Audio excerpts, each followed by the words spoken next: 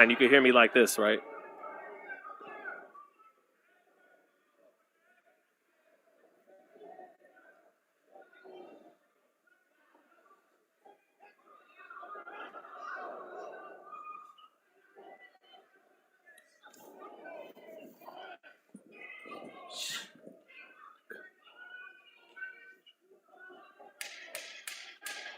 All right, what is up, boxing fans? We are live ringside here in Las Vegas for Fulton Figueroa.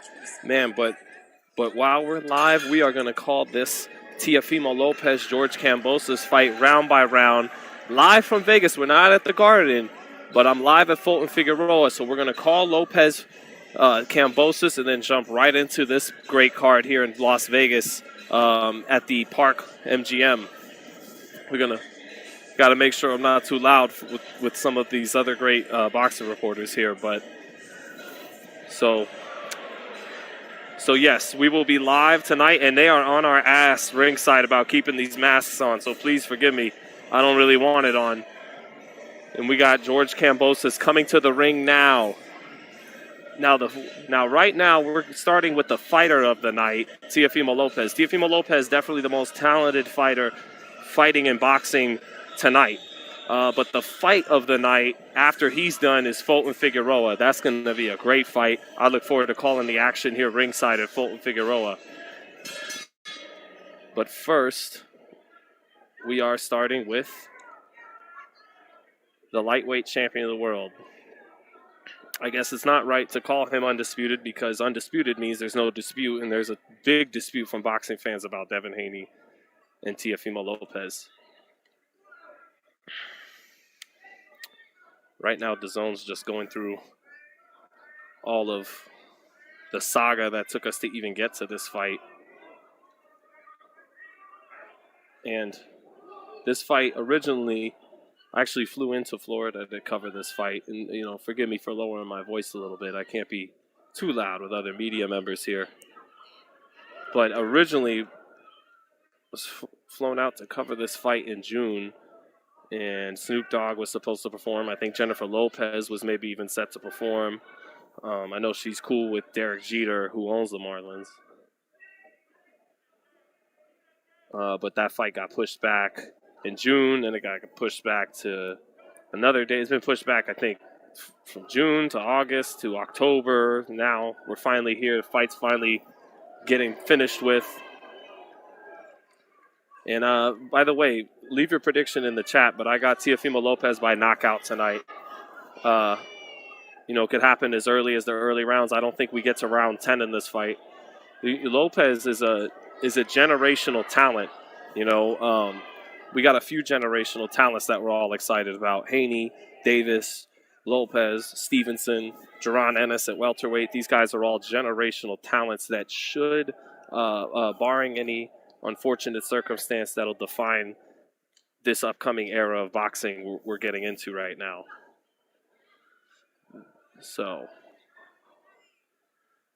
we are officially in the post-Mayweather Pacquiao era, and what this sport needs is for fighters like Teofimo Lopez to really ascend and fill the vacancy of the stars that have retired now. With Sean Porter just retired. Terrence Crawford isn't getting any younger at 34 years old.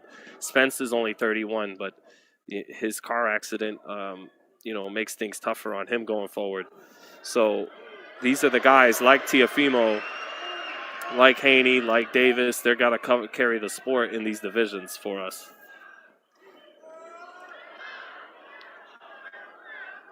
Meanwhile, in Las Vegas, this is a great fight right now between Gary Antonio Russell and Santiago from Mexico. David Diamante in the ring now, ready to get these ring walks going. But yeah, I got Lopez by knockout tonight because I think Kambosos is coming to fight. He's not coming to survive and go 12 with the champ. He's coming to win. And when you come to win, that means you open up. You let your hands go to win the fight. And I think at some point he'll open up an exchange with Lopez and get countered, get caught nasty. Because Lopez can punch in the right hand or the left hand. So as Kambosos opens up, it could be an overhand right from Lopez. It could be a left hook from Lopez. He really can punch with both hands. And Kambosos isn't scary. You know, he's got that Spartan blood. He's going to come to exchange with Lopez. And I think that'll be his downfall, is his courage, you know. Kambosos' skills are a little, you know, he gets into the Spartan thing, but he actually has some good feet, some solid hand speed.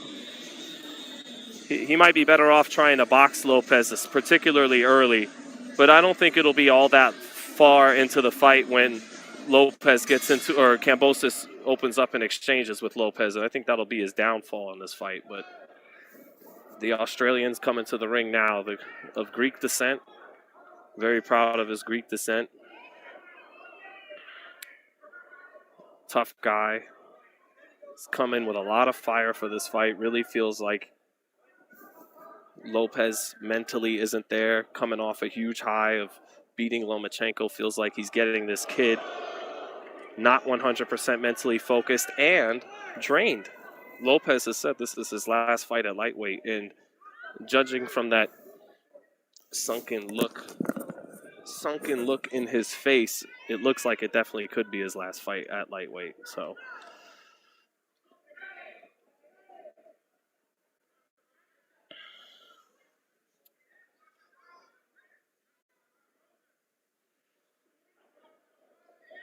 Kambosos in the ring, not as physically big as Lopez is. Lopez is a guy who's going to be a welterweight one day, and I don't think Kambosos will ever be a welterweight, maybe a 140-pounder one day. But Lopez is the physically bigger, physically stronger, the bigger puncher, the more athletic fighter, the more gifted fighter. But if he is weight drained, that'll affect his stamina. So Lopez, now time for Lopez to come to the ring. I'll be checking the chat throughout this live just to see what you guys are talking about. If you are alone, take your mask off, bro. I would love to. I will every now and then just to sip water, but they are on our ass tonight here ringside at Las Vegas.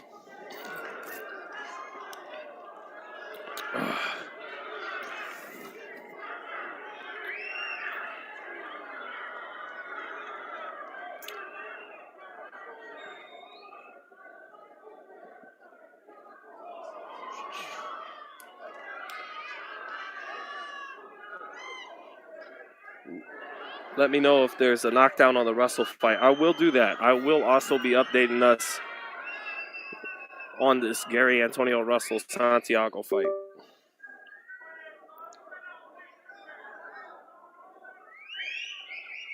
All right, Lopez set to come to the ring now. You know, a lot of people feel, well, it's a fact that he lost momentum beating Lomachenko, and he hasn't been in the ring now for 13 months. A little over 13 months, so. But this kid is special. Anytime you get fighters blessed with both power and speed, they're very tantalizing with their talent, and that's Lopez. He has both power and speed, explosiveness, reflexes, and he's a counterpuncher. The kid's blessed with a lot of talent. Coming to the ring. Here he comes, looking ready to knock somebody out, and confident as always. This is the same arena where he knocked out Mason Maynard in one round, in one of the better knockouts you'll ever see.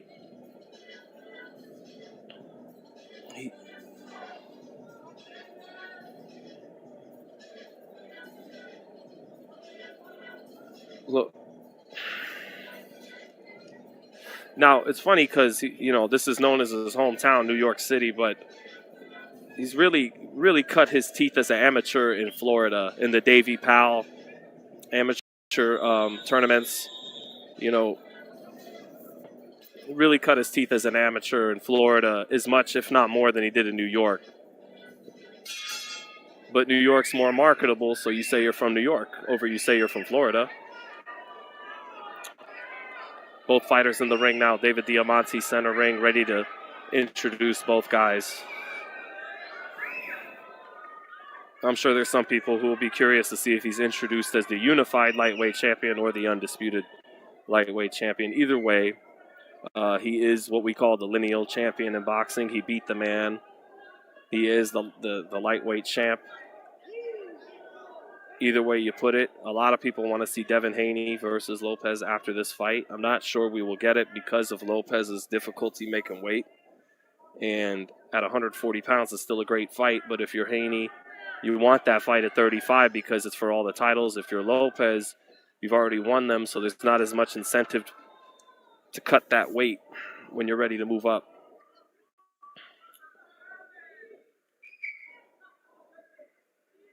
And again, let me just check the chat. Keep an eye on everyone.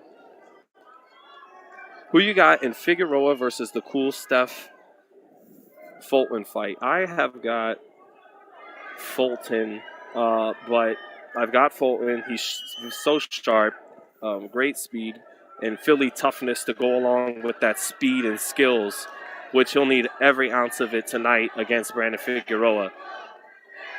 I wouldn't be surprised if Figueroa overwhelms him in that kind of Margarito effect and is able to break Fulton in the later rounds mentally and physically. He's just so goddamn big at 122 pounds. Emmanuel Neveretti looks like a giant at 122, and Figueroa is taller than him and has more muscle on him than him, so he's a giant at 122. But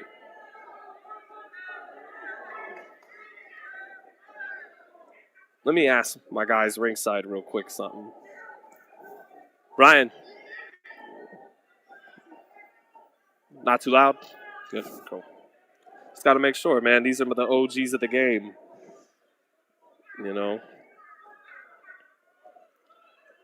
Ooh, big left hand here ringside in Vegas by Gary Antonio Russell. It's a hell of a fight. If you got two screens set up, if you're one of those boxing fans who got the Teofimo fight on the left and the Showtime card on the right, God bless you, man. This is a night worthy of it. Yeah, they're having a hell of a war here. In the background, you'll hear the results being called in for Gary Antonio Russell.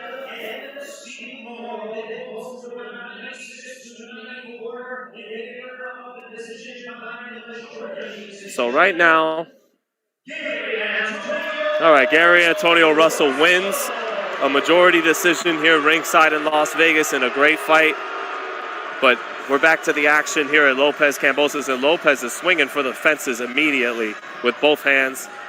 Just a little over a minute into the round, he finally throws a jab and he lands it. Might want to get that jab going and not just immediately start with these bombs. Now, let's watch out for what I said before the fight. If Kambosos is going to open up an exchange with Teofimo Lopez early, I don't think that's wise. Kambosos gets on his jab, and that's more of what he needs to do in this fight, is box early. Lopez coming in with a left hook to the body, almost got countered with a left hook by Kambosos up top as he reached into the body. Kambosos on his jab now, doubles it up. Lopez, left hook, right hand. Just an inch or two off with his shots. Right hand by Lopez as Kambosos opened up. Lopez really looking for that first round knockout, not looking to set it up right now. Good jab by Kambosos, but Lopez slips what's behind it. Oh, 1-2 for Lopez. Jab landed, right hand just up, right hand for Lopez. Left hook behind it.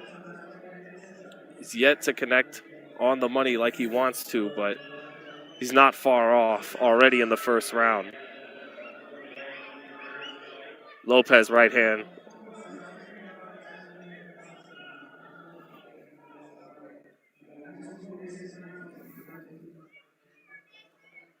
Down goes Teofimo Lopez on a right hand by George Kambosos as Lopez tried to come in with his left hand low, not respecting Kambosos, going for the first round knockout. And he drops that left hand, and he got nailed with a right hand by Kambosos. So Teofimo Lopez, the lightweight champion, is down in round one. He hops right back up, apparently not hurt. Both fighters go back to their corner. That's a 10-8 round for George Kambosos. Teofimo Lopez not setting up anything with the jab, just coming in, looking to wing his big right hand and his left hook, and he's off a little bit each time, but Kambosos finally made him pay for coming in with no respect. Lopez, one of these fighters with athleticism who feels comfortable dropping that left hand coming forward, but he paid for it. Got very careless. Bad mistake by Teofimo Lopez. Eats the right hand, and he goes down in round one. A round up until that point, he was winning. Yep, here's the replay. Right hand right over the top of the left hand, right at Lopez's waist. Again, he's a fighter who is very athletic, likes to rely on his reflexes, and he came in reckless there without his hands up, and he paid. He ate a right-hand bomb. 10-8 Kambosos.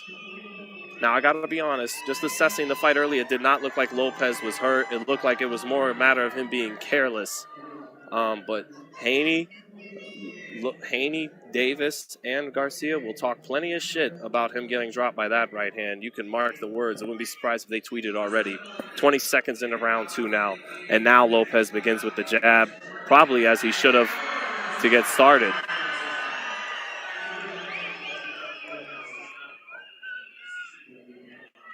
One-two for Lopez, followed by a left hook, but Kambosos using his feet well. Not getting hit clean early. Boxing early. Right hand for Kambosos lands. Then Kambosos' hand speed isn't as far off from Lopez as one might have thought.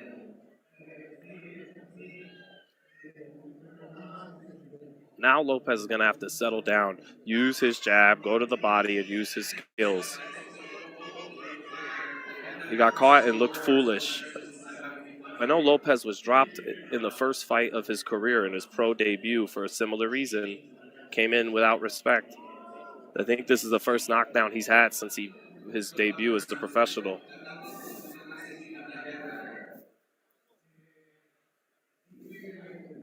Kambosos with a right hand, and Lopez rolls it and comes back with his own hard right hand.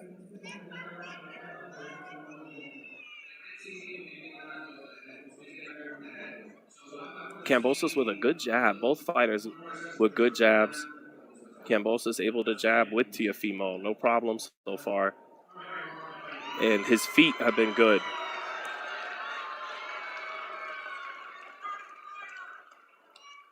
Kambosos boxing well, almost nailed Lopez. They both opened up with right hands, and Kambosos was closer to landing.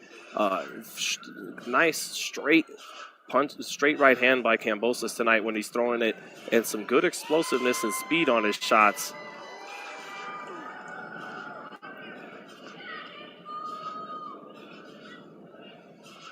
Lopez with a good jab there, the up jab from his waist.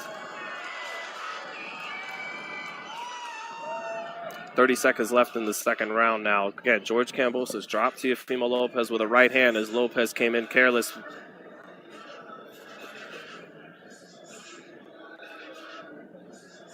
Lopez shoots a right hand to the body, but Kambosos, solid defense early. Kambosos tries to come in with the lead left hook. Lopez has been on top of Kambosos this round. He's been the aggressor. Kambosos trying to counter and outbox Lopez a little bit, but taking his chances, not scared at all. Oh, they trade right hands, and it looked like Kambosos has got the better of it to end round two. I'll give that round to Teofimo Lopez. More aggressive fighter that round, got off first. And I'll give him the round based on that, but Kambosos was very close to nailing him with the exact same right hand that dropped Lopez in round one. Lopez not putting his hands up, not being defensively responsible so far in these first 6 minutes of this fight. 19-18, Kambosos with the knockdown. Let's see what you guys are saying on the chat. Someone said that was beautiful. That was a beautiful right hand by George Kambosos.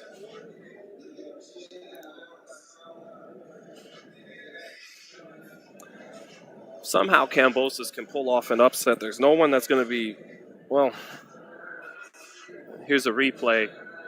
Yep, and it's Kambosos who landed his right hand as both fighters exchanged. All right, round three, here we go. Round two, you know, again, judging from that replay, because Kambosos was actually the guy who landed his right hand, may have won round 2. I gave it to Lopez. He stayed on the front foot and got off first, but wasn't really able to connect with too much meaningful. Did get a right hand to the body, but we're in round 3 now. 19-18 Kambosos. Lopez keeping that left hand below his waist. He's jabbing with the up jab now. And short with the double jab, short with the right hand. Kambosos doing his version of a shoulder roll tonight, so a little bit. His left hand's at his waist as well.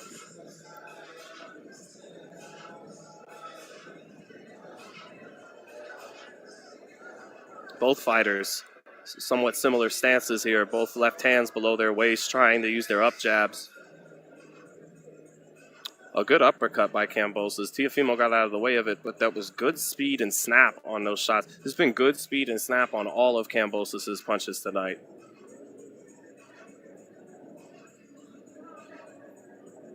Good right hands to the body by Kambosos midway through the round 3. Close round so far. Lopez getting his reflexes going now. Slipped a few shots there.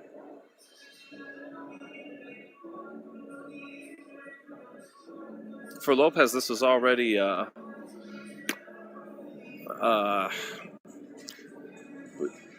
failure, for lack of a better word. That's an overstatement. But just getting dropped in the first round, a good jab by Kambosos, just as I say that, has already given him the kind of performance that's not meeting his expectations. You know damn well he didn't expect to get dropped by George Kambosos tonight.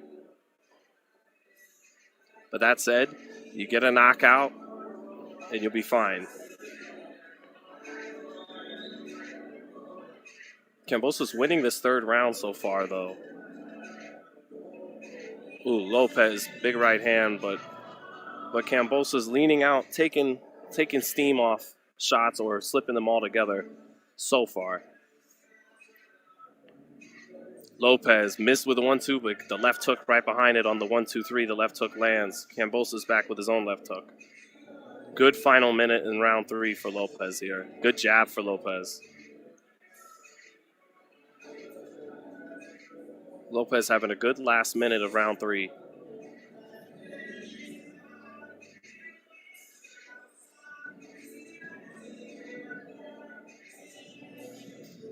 I think this last minute here in round 3, yeah, another good flurry by Lopez to finish. And the ref goes down. The referee goes down to end round 3.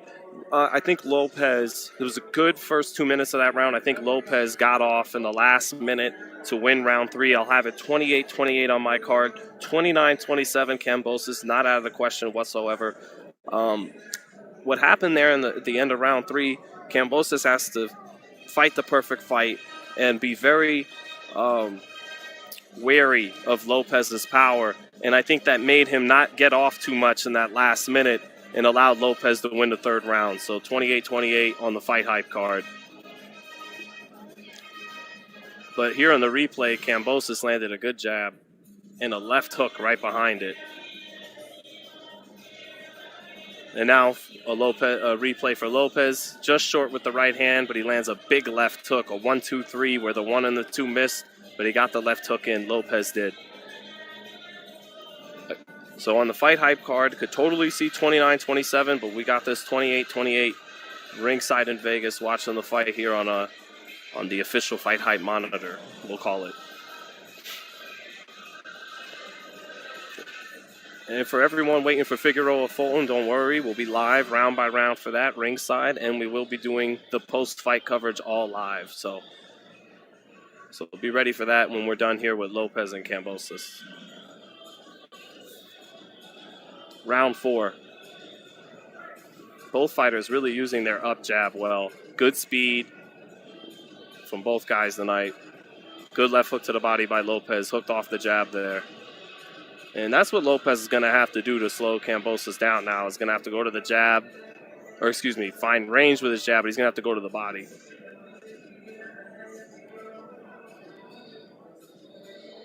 You know, he came in greedy, wanted to land his power punches, wanted to land his right hand, wanted to land his left hook. but I'm sure he'll be more willing to do these things now here in round 4 going forward.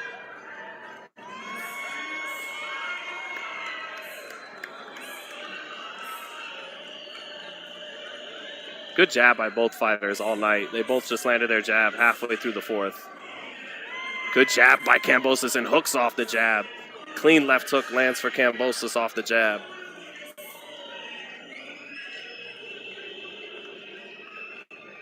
Good boxing by Kambosos midway through the 4th.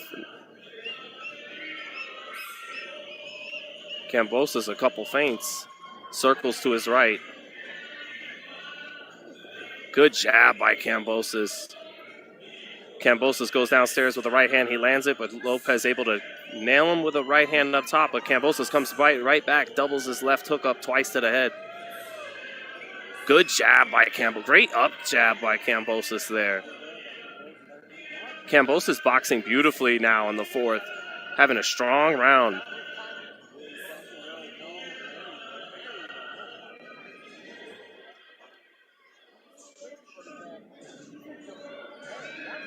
Lopez in some trouble. He's losing this 4th round. And it's not a fluke round. He's losing it because Kambosos is outboxing him behind that jab, that up jab, and he's making good adjustments. He's being intelligent in this fight. Lopez just tried to load up on a 1-2. Overshot the right hand. Good jab by Kambosos. He's been jabbing Lopez's head off this round. Ooh, good left hook for Kambosos. They both exchanged at the end of this round. And Lopez looked a little weary there after a left hook by Kambosos. Kambosos definitely got the better of that exchange. Yeah. 2-2, yeah. And Sam Gordon from the Las Vegas Review-Journal here has the fight 2-2. What do you got it? Ryan Burton boxing scene? 4-zip? 3-1 for Kambosos or Lopez? Okay, so we got Review Journal has this fight 2-2, point advantage for Kambosos. Ryan Burton's boxing scene has this 3 rounds to 1 for Kambosos. I have this fight 2 rounds to 2 with Kambosos ahead 38-37. I could see 39-36 Kambosos. I cannot see any card with Lopez ahead after 4. No way. I think Lopez he's officially got a problem. If he didn't officially have a problem the minute he got sent to his ass with a right hand, he's definitely officially got a problem now. Round 5 from the Hulu Theater in Madison Square Garden. Again, tonight, FightHype Live. We are here ringside at Figueroa Fulton. We'll be calling that action when this wraps up. Good right hand for Lopez early in the 5th. Has gotten a little reaction from the legs of Kambosos. Kambosos, smart fighter, circling away with his poker face. But I do think he felt that right hand from Lopez.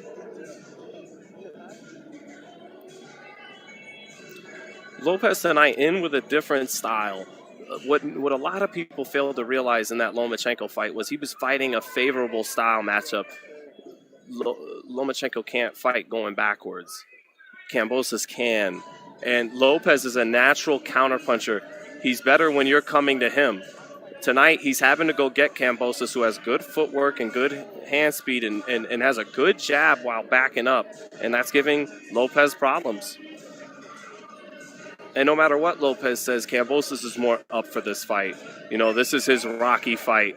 For Lopez, it's a nuisance of a mandatory title defense. We're almost halfway through the 5th round.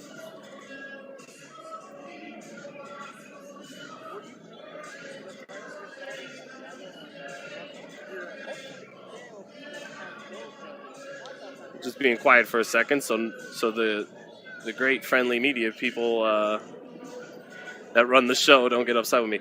All right, we're good. Good right hand by Kambosos. I think Lopez is a little ahead midway through the 5th. We got another minute and a half here. But we'll see about his stamina tonight, man. Coming in with that big weight cut, it's tough to fight 12 strong like that. Good. Kambosos just now took a good step back and checked Lopez with a hook. He is boxing extremely well. He is boxing his perfect fight so far. A little less than a minute in the 5th. Will Kambosos win these closer rounds where he's picking his spots and circling and fighting off the back foot? Will they give him those rounds in America, in New York, when Lopez is fighting on the front foot? We'll see.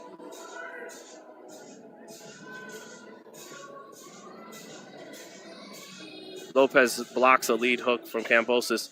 Lopez tried to shoot the uppercut as Kambosos opened up, but he was just off. And Kambosos right now showing a good defense.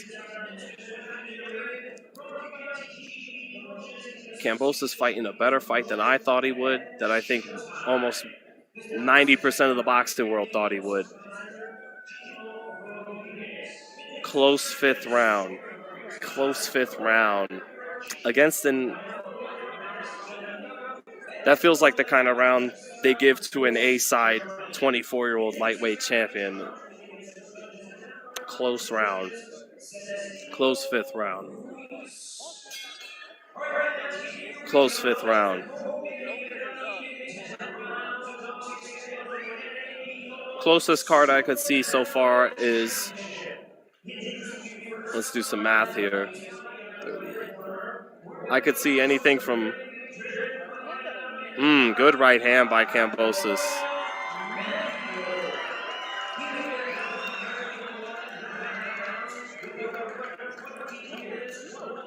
Kambosos smiles at Lopez on the replay as Lopez tried to return fire after getting nailed.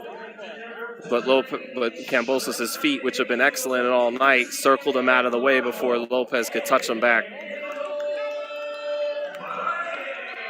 All I know so far is Kambosos is ahead.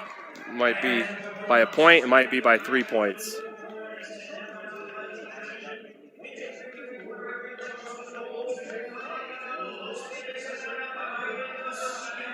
I got this fight 48-46.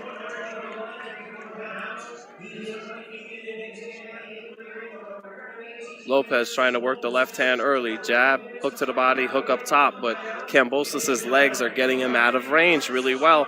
And he showed that on the tape heading into this fight, but you just didn't know if he could show it at this level.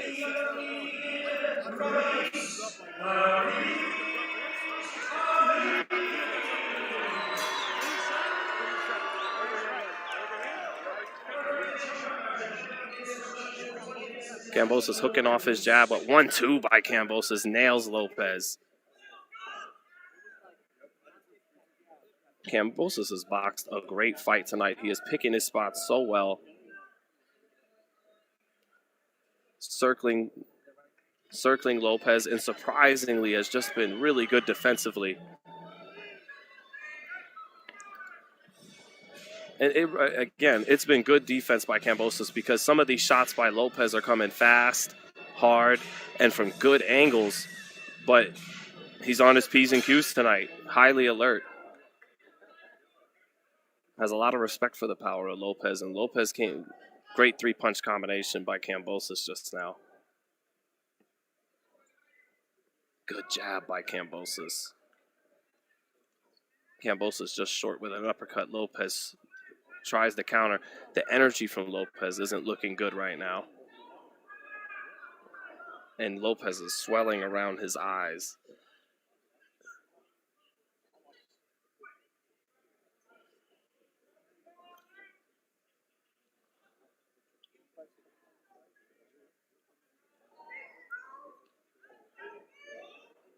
Yeah, Lopez is in some serious trouble tonight, folks.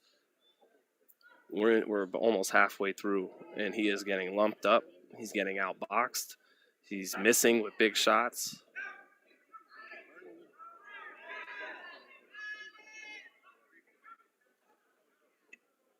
And Kambosos has been so sharp with his punches.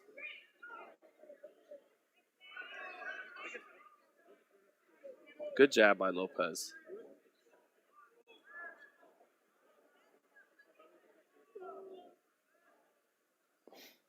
Right hand lands for Kambosos, and he twirls it in the air to let everyone know he landed it. Oof, that's the 6th round for Kambosos. He's ahead in this fight. 4 rounds to 2 on my card. I have it 58-55, George Kambosos halfway through. Yeah. Get some nods, Ringside agreeing with that card. Again, forgive me sometimes when my voice goes down. It gets a little quiet in the arena, and you don't want other media having their fight ruined by you. But thanks so much, everyone, joining us so far. Meanwhile, in Vegas, we got a crowd of a couple thousand. Ringside, Rais Salim is fighting now against was it Eduardo Baez or Leonardo Baez? Eduardo Baez. So, but the big news right now is in New York City. Teofimo Lopez is halfway through his expected knockout easy title defense over George Kambosos, and he is losing. He is down 58-55 on the FightHype card and in serious trouble right now of losing the upset of the year and losing the lightweight titles to George Kambosos, unless he can either find the adjustments or find the sequence of punches to knock out George Kambosos. This isn't feeling like a fight where Lopez is going to adjust and begin to win rounds in the second half. This is feeling like a fight where he's going to have to put his foot on the pedal and find a setup, a sequence of shots to get the knockout. But what do I know? Let the fight play out. What's going to be tough for Lopez is if he had a bad weight cut, which is he admitted he did, that usually affects you in the second half of the fight, and he already lost the first half of the fight. Good jab by Kambosos, and Kambosos' pace has been really good. He knows he's going to have to probably win it. It's good right hand from Kambosos. Straight 1-2. Just straight good boxing by Kambosos. He's really boxing his ass off tonight. He really is. He really is. George Kambosos having the night of his life so far. Yeah. Hooking off the jab, throwing straight stinging 1-2s, having good defense, using his legs as defense. Just really fighting above and beyond by far what I thought he could do. I thought he'd have been probably knocked out by this point of the fight. And he's winning this 7th round. I mean, this is getting ugly for Lopez.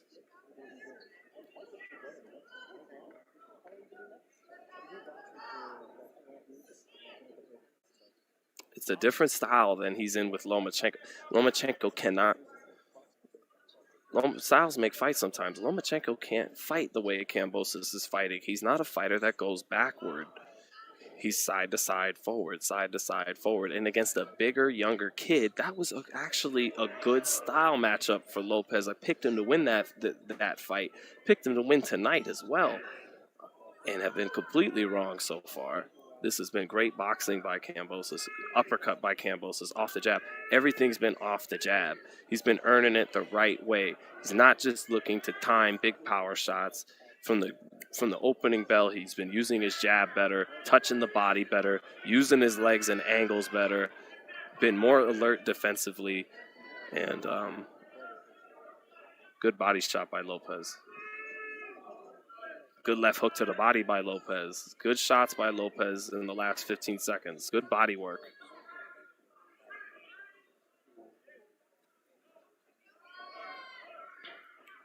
Lopez slips the 1-2 at the bell. The two getting an exchange. Some decent work. Round 7 over, and I scored it for Kambosos. I got it 5 rounds to 2 for Kambosos. 68-64. However, Lopez in that last 15 seconds, he landed a hard right hand to the body, and he landed a hard left hook to the body, and it slowed Kambosos down enough to force him to stay there in exchange. And that is really what Kambosos wants to stay away from. He needs to continue to box the fight of his life. Let's see the replays now. Straight right hand for Kambosos on the replay. I'm talking right down the pipe. Kambosos in another replay. Oh, beautiful touch jab to set up the uppercut for Kambosos.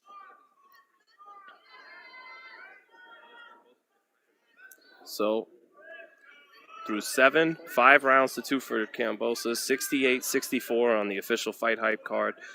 It's looking like Teofimo Lopez will need a knockout in these next 5 rounds to keep a hold of the lightweight championship of the world.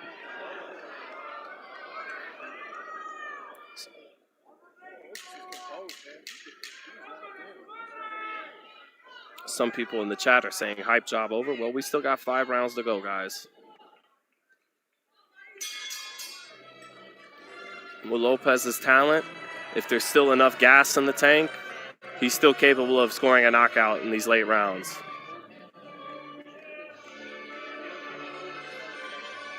Big miss with the 1-2-3 for Lopez. Just really good defense by Kambosos.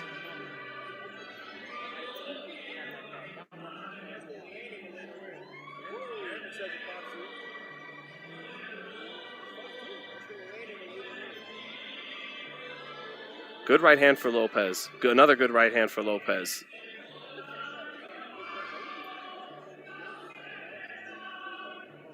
Kambosos stands in there and delivers a left hook on the inside. Not afraid at times to stay in there with Lopez. He's really known when to fold him and when to hold him. Good leaping left hook for Lopez, though. Lopez having a better round in the 8th than he did in the 7th and 6th. Short with his jab. Lopez really going to have to dog this one out. Going to have to dig deep.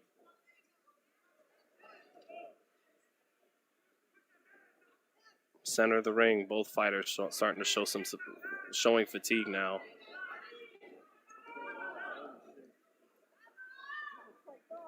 Kambosos now looking, a good right hand to the body by Kambosos off his jab. Good jab by Kambosos. His up jab has been sensational tonight.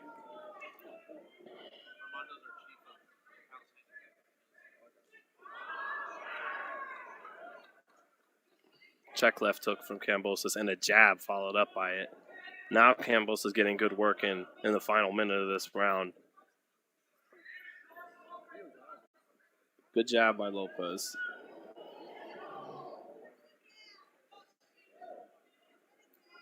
Right hand for Kambosos. Ooh.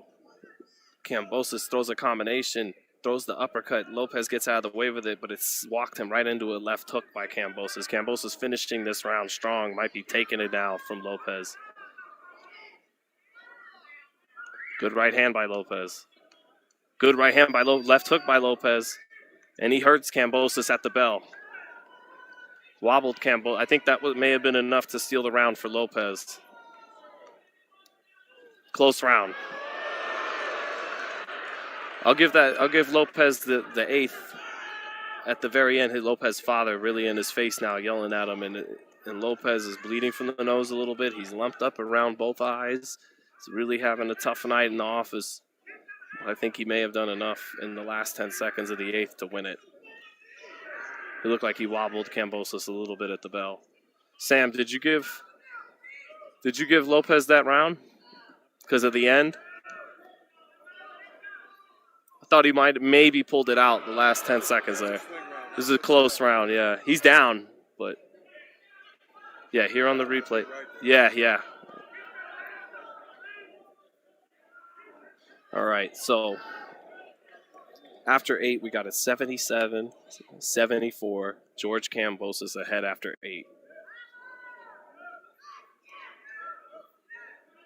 So when I talked a round or two ago about it doesn't look like he's going to make adjustments. He's going to have to find a sequence of shots to get him out of there. That was what I was talking about there at the end of the 8th. Yeah.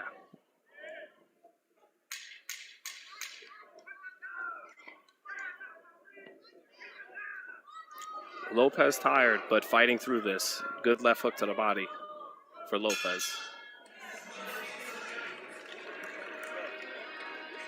Lopez showing some dog here.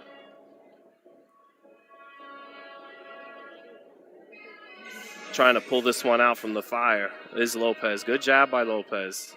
Staying forward, staying on his front foot.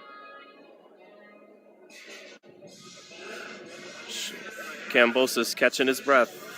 Going back, fighting on his back foot, stepping to his left, Shoots a 1-2, just short with it. A little more fatigue on that 1-2 than the shots earlier. Lopez holding his head down in a clinch. Over a minute into the 9th now. Lopez winning this round so far. Good right hand by Kambosos. Good sequence of shots. A minute. Yeah, he's going to need that knockout. Yep.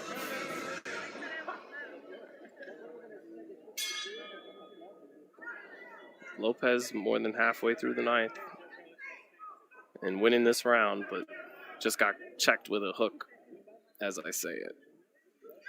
Just got checked with a hook as I say that. Lopez jabs to the body. Kambosos tries to counter it with a jab up top.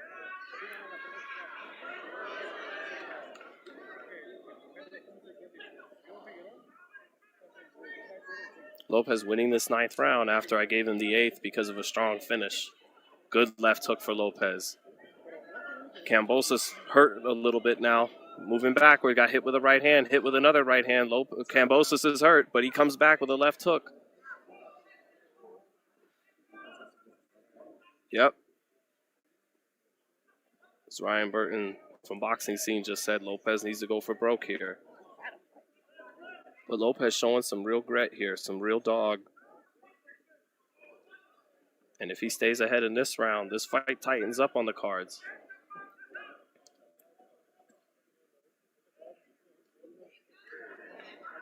Good round for Lopez in the 9th. He hurt Kambosos about 40 seconds ago.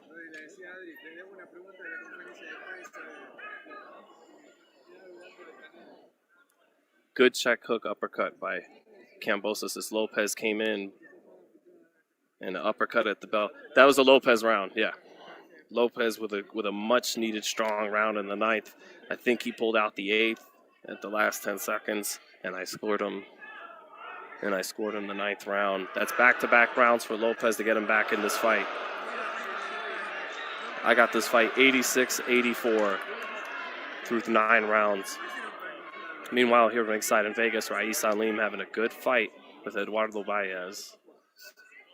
And again, we'll be live with Fulton Figueroa round by round immediately after Lopez Kambosos. On the official Fight Hype card, it's 86-84 Kambosos. Lopez with his best round of the night in the 9th, though. He hurt Kambosos with a right hand left hook combination.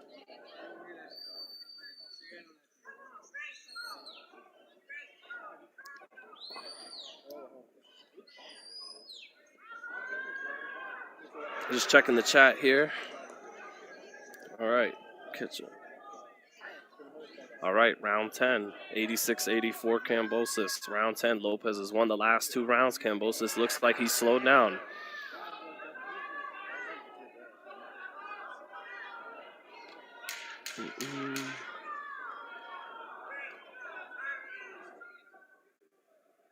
In the battle of the up jabs tonight from both fighters. Kambosos has gotten the better of it. He's out-jabbed Lopez. Good jab for Lopez, though. He's staying forward. Lopez is fighting determined and going forward now with confidence. Good right hand to the body from Lopez off the jab. Lopez's body language is changing a little bit now. Starting to feel more comfortable.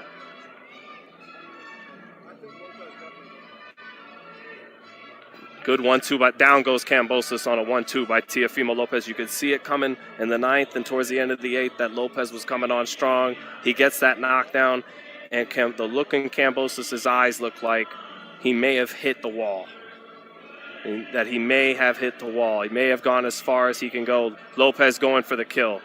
Lopez going for the kill, letting off shots with both hands. Kambosos trying to let go of his shots. Not looking good for Kambosos. Not looking good for Kambosos. He's still fighting tough, trying to stay upright. Kambosos surviving as for now. Kambosos on bad legs. Lopez looking for the kill calmly, but not letting his hands go. Lopez coming in forward with his hands at his waist, not letting his hands go. Shoots a right hand, and that lets Kambosos recover and clinch. Maybe Lopez is tired after having to fire off that barrage to get the knockdown back. But with that knockdown, we have this fight even. Both fighters have been down on the right hand, and Lopez just walked into a right hand, but he lands a right hand over the top. great round now. This has been a way better than expected fight.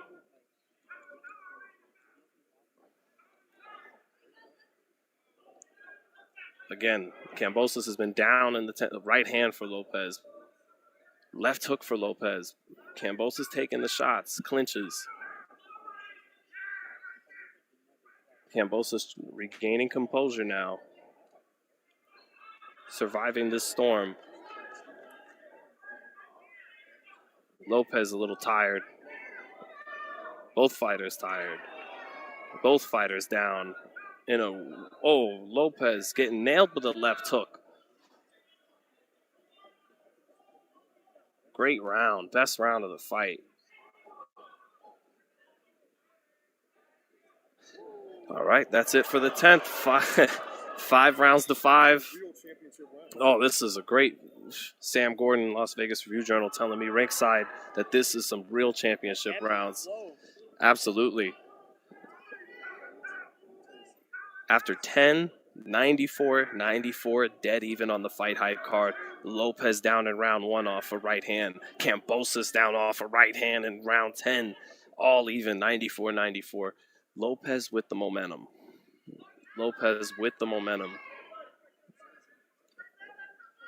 Both fighters have been down. Both fighters are tired. Let's see the replay now. Again, Lopez setting up with the jab and lands the right hand. He refused to really jab to get this fight started, and Kambosos did. It was Kambosos who came into this fight not underestimating his opponent, coming in knowing he needed to fight a perfect fight. Lopez coming in overconfident, thinking he can get a first-round knockout, and got caught. But all right, 2 rounds left.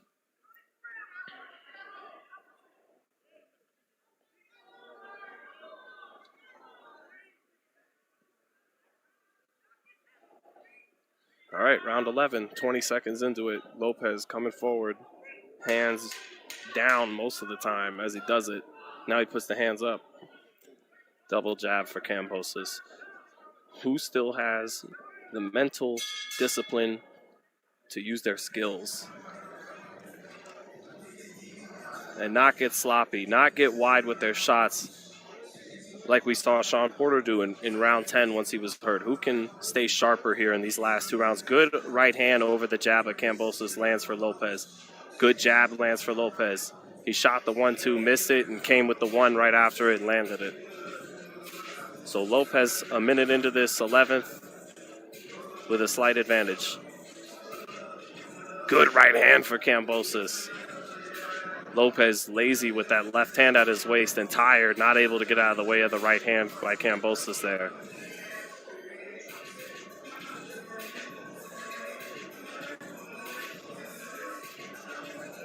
Jab to the body, left hook up top for Kambosos. Lopez slips the hook. Good jab by the Kambosos. He hooks off the jab again. Kambosos winning this 11th round now.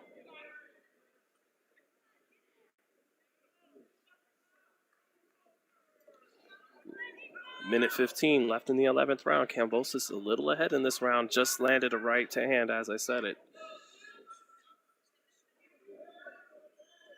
Good double jab by Kambosos lands. Lopez is losing the 11th with a minute left. Yeah, Kambosos round so far. Yep.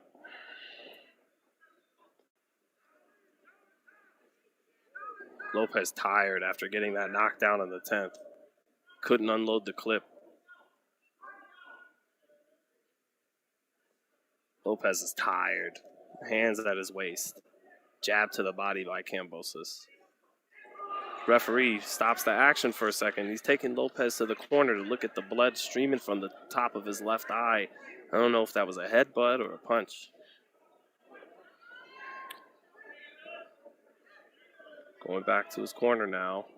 Referee and the doctor says he's good to go, and that blood is real. And 30 seconds left in the 11th. This is a round where Kambosos is ahead.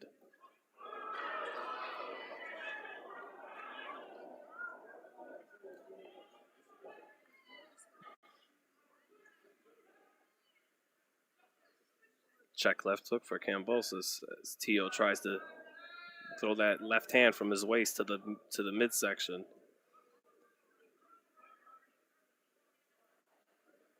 Right hand for Kambosos. That's a Kambosos round. So that was Kambosos' round. So after Lopez was able to win rounds 8, 9, and then drop Kambosos in the 10th to even it all up and come back from down 4 points, Kambosos gets the lead once again, winning the 11th round. We got Kambosos up 104-103 heading into this 12th and final round. The lightweight champion of the world needs to win this fight, win this round to keep his title and keep a draw on this card we got here. It's been a hell of a fight. I hope you guys have been enjoying this coverage so far. Remember, we got Figueroa Fulton live right after this. Here's a replay. The replay shows Lopez landing a good jab, a 1-2, then a 1.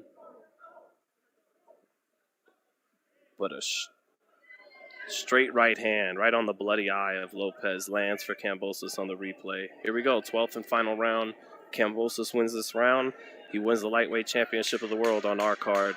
If Lopez wins this round, he salvages the titles with a draw. Either way, it's been a magnificent night for George Kambosos. He has boxed the fight of his life.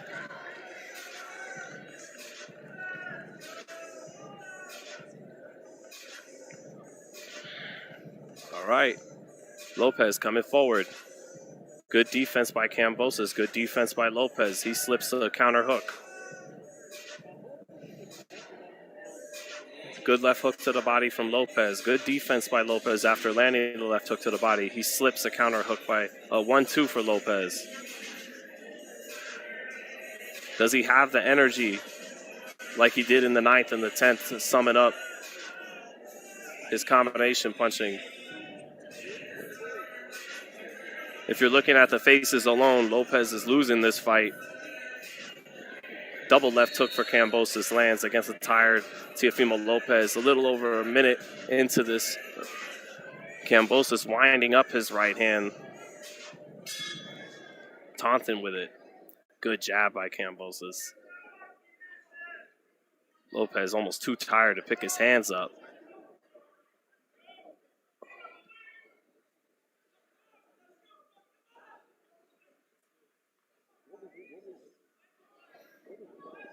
Minute 20 left in the round. Close round, close round. Close round. Good uppercut for Kambosos lands. Maybe now he's ahead in the round. Teo just off the mark with most of these power shots all night. It's been good defense by Kambosos. Close round, less than a minute left. Right hand lands for Lopez, but Kambosos rolled some of the steam off of it. It is, ooh, good counter right hand by Kambosos. Good body shot by Kambosos. Good right hand by Lopez. Will the judges give the benefit of the doubt to Kambosos when he's not the champion and he's moving on the back foot this round? Good jab by Kambosos. There's 30 seconds left. Close round. Feels like Kambosos is a little ahead, but good right hand for Lopez. Good right hand for Lopez. 15 seconds left. Fight is on the table. Good right hand for Kambosos. Good right hand for Lopez. You know, Kambosos, he may have let Lopez show to the judges he wanted it more in this 12th round. It was Lopez who took more chances, who fought on the front foot in the 12th round. I thought maybe Kambosos was a little sharper with his counters and his jab in the 12th, but Lopez came forward and really let go of some bombs, landed a few right hands.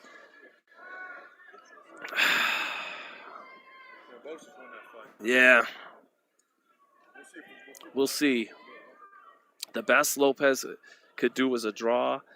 The best card you could score for Kambosos is winning by 2 or 3 points. If anyone won this fight, it was George Kambosos. Maybe Lopez has salvaged a draw. You'd have had to have given him the 12th and a few other swing rounds. But he definitely didn't win this fight, did Teofimo Lopez. You think they'll give it to Yeah. We've got a few ringside guys here who feel that Lopez will get the decision despite him not winning the fight.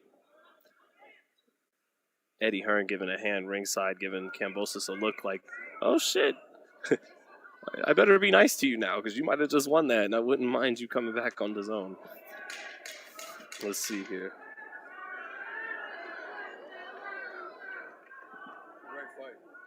Someone said, how's the baby, Sean? Will your son get into boxing? Yeah, I'll definitely have him compete a few amateur fights so he can learn to have courage and build character. But, yeah, hopefully not fight professionally, nothing like that.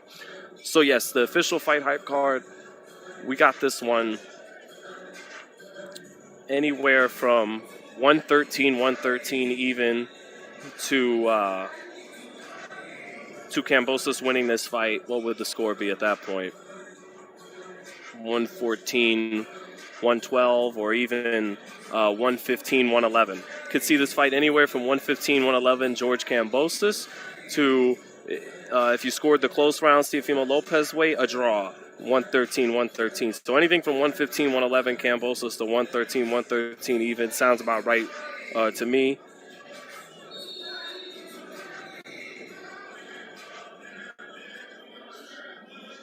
Just checking the chat.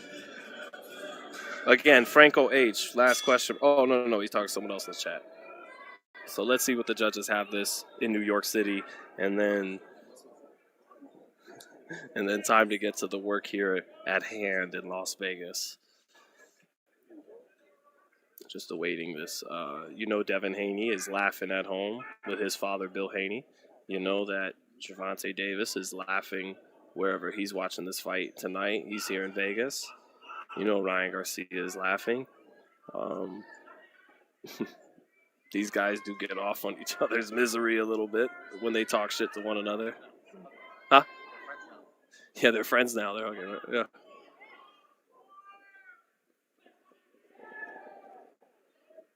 Kambosos coming over to Lopez, who is kind of dejected and doesn't want to talk. He's upset. Kambosos kind of points at Lopez as if to say he knows he lost.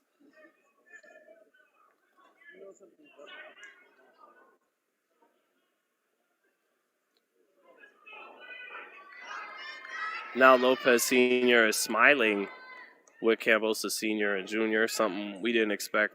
The Lopez's, if they won this fight by knockout like they expected, they would not have been hugging Kambosos and his father, so respect to those two. Because if it was the other way around, they would not have be being gracious like this. That's just not how they approach the fight game.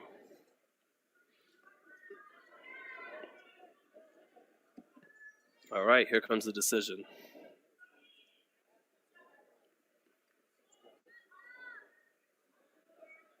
Here comes the decision.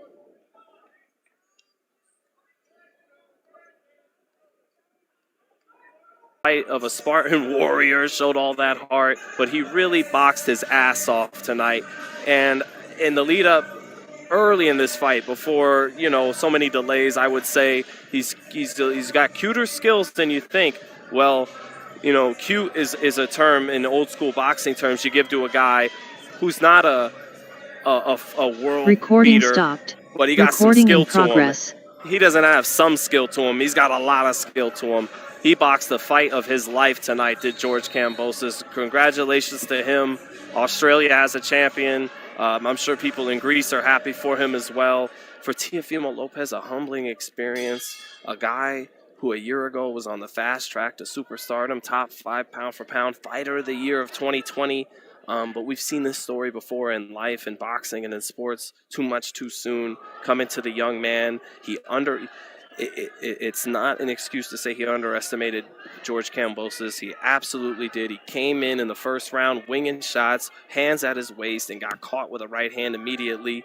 Tried to pull it together, but he was faced with a guy who was much more well-prepared than he was, who was ready to fight the fight of his life, who didn't underestimate his opponent. So yes, great performance by George Kambosos. Great up jab, great movement. Defense was on point. Good hand speed, great hand speed tonight. That being said, I don't think he strikes fear into the hearts of Devin Haney and Gervonta Tank Davis. I think both of those guys, depending on how they look next week, would be a favorite over him. So for Devin Haney, this may have been a beautiful, beautiful turn of events. He might be able to get George Kambosos now on DAZN, right? Yeah, now Haney, this falls into Haney's lap beautifully. If you're Haney, you're calling Eddie Hearn immediately and saying, we got to make that fight. So we'll see. As for Lopez, he's sick to his stomach, I'm sure. This is going to be one of the worst nights of his life. He'll probably do any and everything to get a rematch, but Kambosos might not give it to him based on all the personal disdain. He knows if it was a close fight that he lost, there's no way Lopez would give him a rematch. We see that as evidenced by Lomachenko. So I'm not sure if Lopez, who I do think is a better fighter than he showed tonight, will get an opportunity to prove that. Such a tough break for a young star in Teofimo Lopez. I would like to see Haney now fight for those titles. But yes, this is George Kambosos' night. Now ringside, FightHype live, watching Rais Alim in round 9 live here in Las Vegas. Can't wait for this main event to start. I said before these fights started that Lopez is clearly the fighter of the night. Wrong. And that Fulton Figueroa would be the fight of the night. That might be wrong too now because Lopez Kambosos was tremendous. So we'll see. Kambosos should fight Devin for undisputed. Absolutely. Absolutely. FightHype, you was kissing Teo earlier. Don't cap. From West Coast game. Yeah, man, I picked Teo to win by knockout. Absolutely. Absolutely thought that. So did the great Tim Bradley, and a lot of people in boxing. We were all wrong. That's what makes this sport great, or sports great, sometimes is this. I knew Kambosos watching tape on him.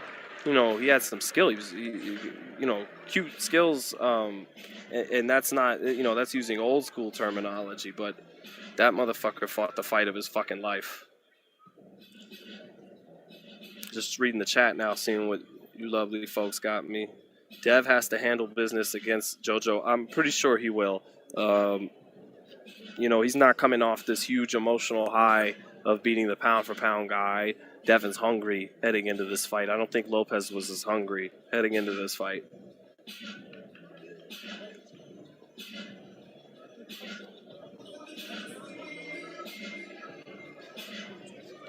Let's see.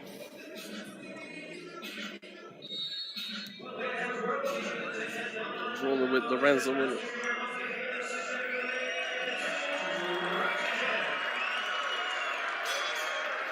All right. 10th and final round of Rais Salim against Eduardo Baez. We are jumping right into this now. So send me questions throughout tonight if you want to keep talking about Lopez Kambosos. I know the boxing world's buzzing from that. But we turn our attention to ringside in Las Vegas now. Rewind the stream a little bit if you want some post-fight thoughts.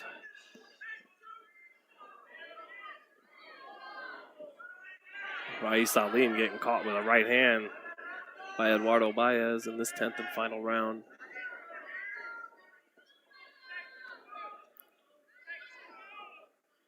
We in boxing too. Most of y'all just go along to get along. I don't know, man. People that really know the sport, we all picked Lopez. I didn't really see anyone picking Kambosos. Devin Haney, to his credit, mentioned that Lopez wasn't focused heading into this fight.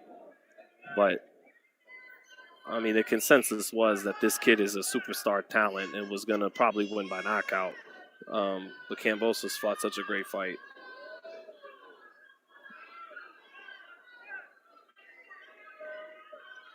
Kambosos would probably rather fight Loma than Haney or Tank.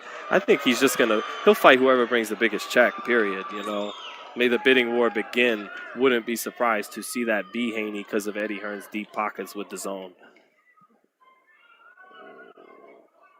So we'll see. JoJo got skills. He does. But Diaz's problem on next Saturday is he's a guy who's originally started at 26, and he's fighting a long, big lightweight in Haney, who's going to be a welterweight one day. Haney's length and skills and speed will be too much for Diaz. But, hey, I'm the guy who thought Lopez would win by knockout tonight, so what the fuck do I know?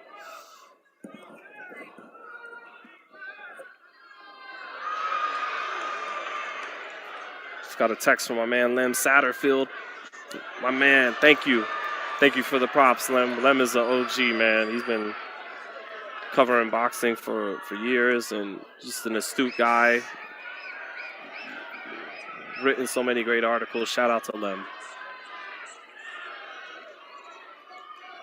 I don't get why Tank get a super card. Don't get a super card yet. What it is he's got smart business people around him, and they try to maximize the value of a potential matchup. They're not one to make a Haney fight when there's $10 million in the pot, when they feel 2 or 3 years from now there'll be $30 million in the pot. You know, as a boxing fan, that can get tiresome, obviously, but when you understand the business side of it, it makes sense. I think the real legit gripe comes when it comes to over marination, is when both guys do have a following and the fight is a big fight. I think in the case of these young lightweights, we want to see mix it up still. They're very early in their stardom. You know, they're gonna only get bigger from here on out. You just don't know the motives. It's like, are these guys not making the fight because they're waiting for the Haneys and the Lopez's of the world to move up? Or is it because they're so young and not pay-per-view stars yet, and it don't make sense to make a potential pay-per-view big fight when it's not there yet? It's so hard wanting to see the best fights and then at the same time understanding the business. I wish there was a solution to just make all the fighters we love more famous so they could sell more seats and sell pay-per-views. So then the promoters are like, okay, cool, the numbers are good, let's make it happen.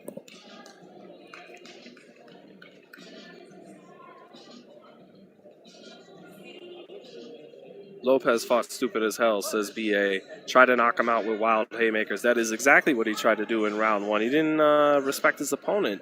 You know, he wanted to get him out of there and believed he had the talent to do so. But, you know, it was just Kambosos was on his P's and Q's tonight, man. He started the way a great trainer tells you to start. Started with his jab, you know, was so responsible and alert defensively. And Lopez just wanted to come in and knock him out, you know, and that's never a good mentality at the highest level of the sport. Money runs the world, no getting around that, yep. What time is Fulton fighting? Soon. We're just wrapping up now with the co-main event. All 10 rounds are done. We're just waiting on the announcement of the decision to see who won tonight between Rais Salim and Eduardo Baez. And then we jump into what should be one of the best fights of 2021, man. Figueroa Fulton. Kambosos outboxed them, plain and simple. Yep.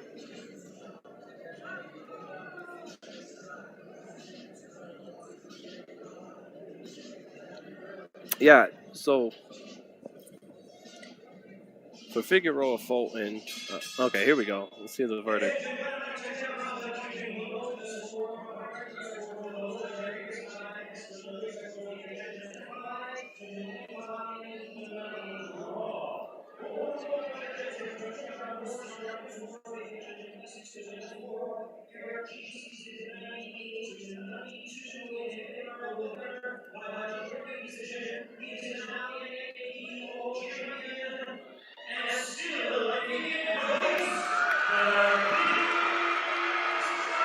So Rais Salim gets a decision here in Vegas. One judge had the fight a draw. I'm going to, again, I was calling Kambosos versus Teofimo Lopez. Look, I already switched the names. We say Kambosos' name first now. So Las Vegas, obviously we're close on the West Coast. I mean, you're usually going to have a largely Mexican-American crowd when a Mexican fighter's fighting. So for them to not boo the decision horribly means that Ali probably deserved it, you know, because anything close, they're going to favor the Mexican or Mexican-American fighter. Rais Salim has that martial arts background, something kind of unique to his movement. Way he does certain things, got that martial arts background. But he's a tough guy, good guy, just wants his opportunity. He's been being ducked by Akhmadaliev for over a year. He's being ducked by the guy he's actually lined up to fight, Akhmadaliev, so he has to pound it out tonight to try to get a shot at the winner.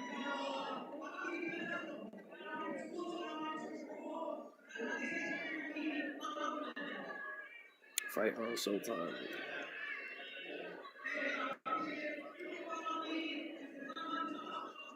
Is Sugar Shane Mosley at the fight? I don't know that. I couldn't tell you, brother. When is Figueroa Fulton fight? GR Renteria. We are up next, brother. We're up next. As soon as they clear the ring, Rais Salim just won a decision in the co-main, so all that's left is main event time. Fig will win. Big trust. I see a lot of Figueroa fans in the house in the chat. Do we have any Stephen Fulton? Just curious. Yeah, I picked Fulton to win tonight. I'm 0 for 1 so far. But I wouldn't be surprised to be 0 for 2 at all. I mean, Brandon Figueroa kind of has that Antonio Margarito effect. He's just so big for his weight, takes such a good shot, in such good shape with such good conditioning, and that classic Mexican toughness. I wouldn't be surprised if he stops Fulton in the second half, breaks him mentally and physically, and Fulton is strong in both areas, but he's so goddamn big as Figueroa. Emmanuel Navarrete looks like a giant in these weights, and he's actually shorter than Brandon Figueroa. So I'll take Fulton because speed, skills, sharp, and I think because he's from Philly, he'll have that toughness kick in some really, really deep waters. Because he's definitely going to deep waters tonight to win this fight. But I got Fulton, but would not be surprised to see Figueroa even stop him late in this fight.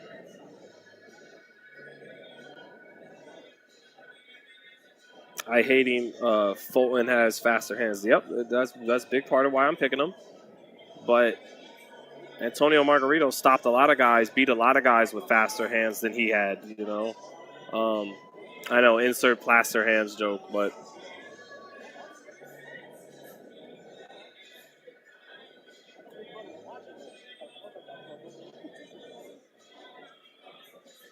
Figueroa has no skills. I don't think that's quite true. I get what you're saying. Like, his best attributes are outside of his skills in terms of his size, his chin, his conditioning.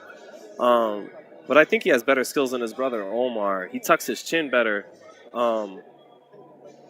when they do that look they do. Sometimes they switch, and he tucks his chin better and gets his head off that line a little better than his brother. And he's getting hit, but he really doesn't mind taking one to land one. And in this fight, in all his fights at 122, he's got the bigger shot and the bigger body and frame to withstand what's coming back. So he really is a guy who will land two to get one, and that's tough to deal with. Waiting on the reaction to the Teo fight video. Yep.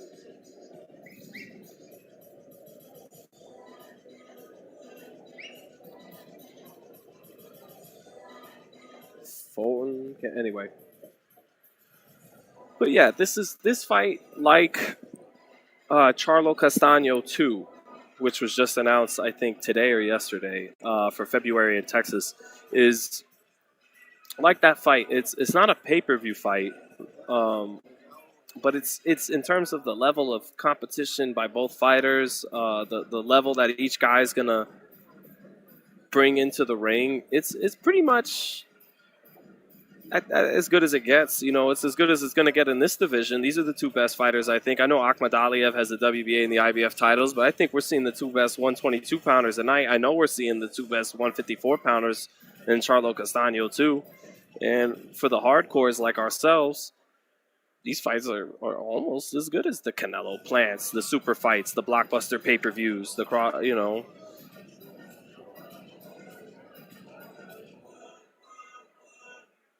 fake over. I thought they had J-Lo.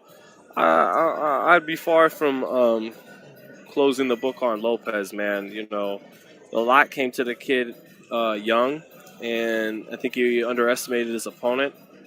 Got outboxed, got beaten tonight, but still a tremendous talent. I think he's definitely a better fighter than he showed tonight. And at 140 pounds, I still would love to see him and Josh Taylor at some point. He's going to have to work his way back up.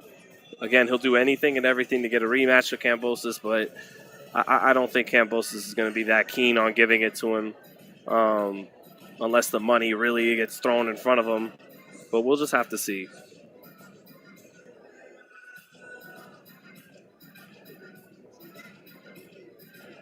When the post-fight.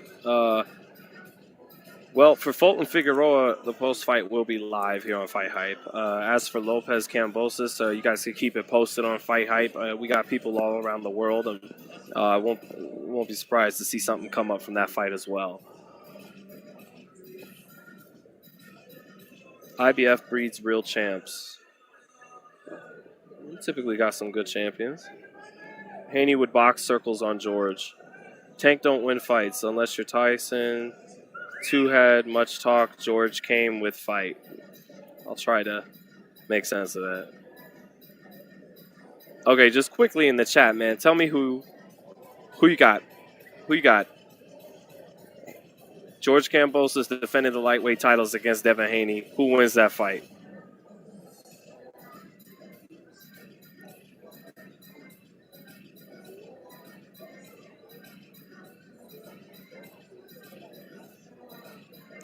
Just waiting on what you guys got to say.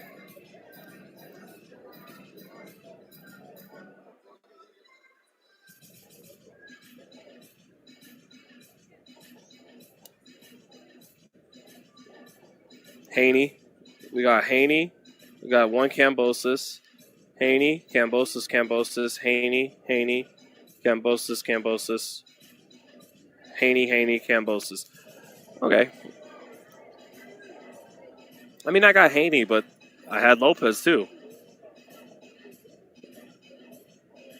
But you know what? One thing that was great for George Kambosos tonight was he out-jabbed Teofimo Lopez.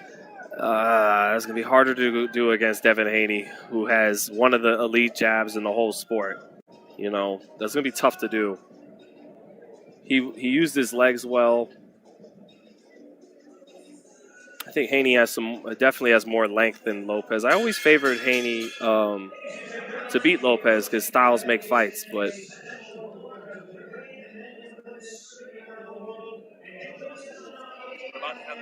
that's right.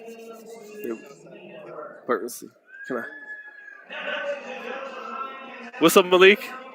Good to see you, brother. Good to see you. Kambosos, man, and the new. Yeah, he was. He was sharp. Good jab. He out-jabbed him from the opening bell. Yeah.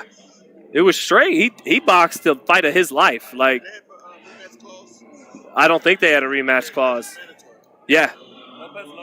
I don't think Lopez is going to get a rematch. I think Haney might get him. Eddie Hearn bring out the big check. Huh? Haney will beat the shit out of him, you said? But he'll beat him. Yeah, I agree. Kambosos asked for the rematch after the fight? Oh, he did? Really? Okay. 80,000 in front. Okay. This is the fun kind of combos you have sometimes ringside. My man Shogun Malik behind me, bodyguard for Bernard Hopkins for decades. You know, bodyguard to Blair Cobbs now, and then my man Ryan Burton from Boxing Scene. What's up, brother? Say again. Who? Say again. Right. Yeah. No. Well. They underestimated him.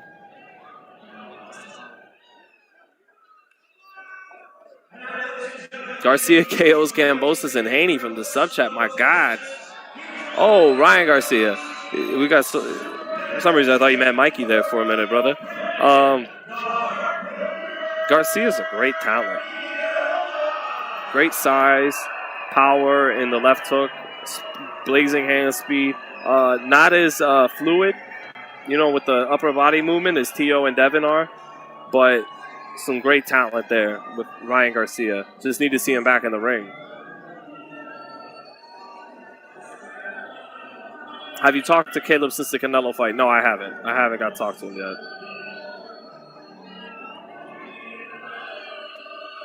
Tio don't want no rematch, says Lawman 21. I don't know, man. I think he'll take that rematch for sure. I think he'll make 135 again for that fight. All right, here we go. Main event time. Figueroa Fulton. Here's Brandon Figueroa in the ring, looking damn near 6 feet tall at 122. Will Fulton be able to keep him off? With only 8 knockouts and 19 fights. Fulton, one of those guys that looks like he punches harder than he does because of how sharp and fast and compact his shots are.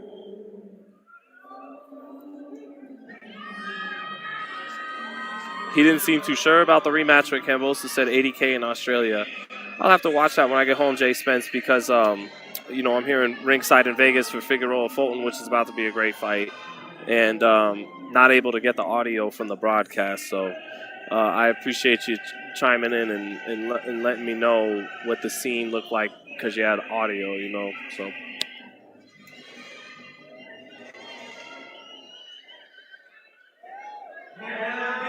Lopez, Mr. Crockett, Lopez avoided the question of a rematch after being in denial of losing. Well, that's not a good look.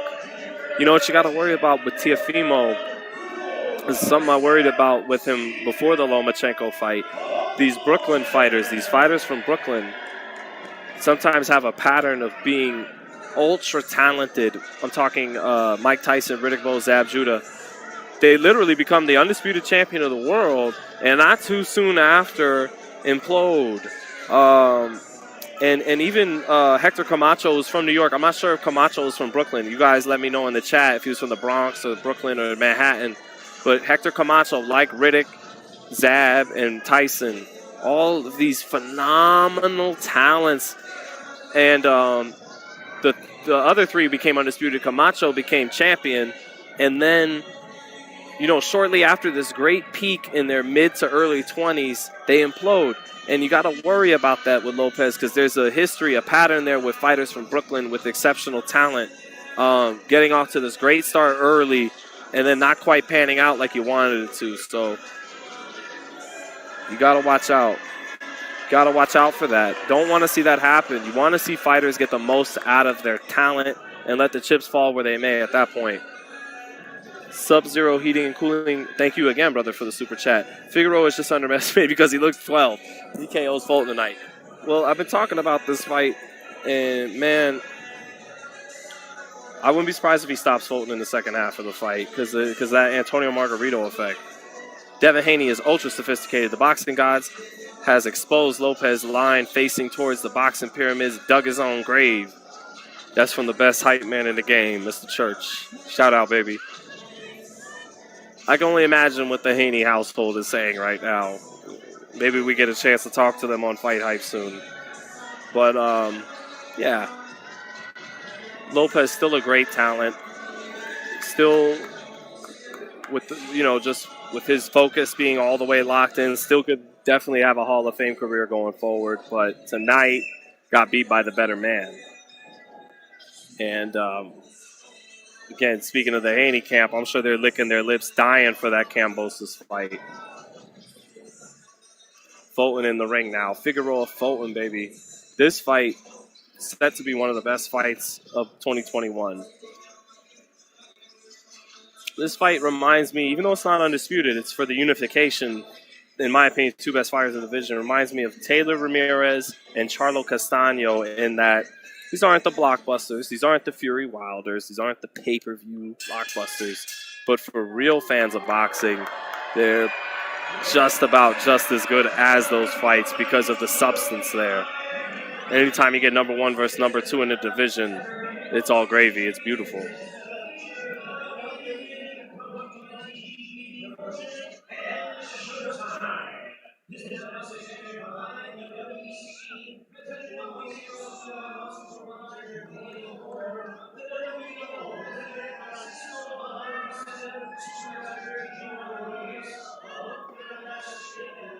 Haney hasn't even beaten JoJo yet and is already trying to fight him. Well, of course, he expects to beat JoJo. He's a favorite in that fight. And unlike Lopez, hasn't had a half dozen delays. Unlike Lopez, is taking Diaz very seriously, you know.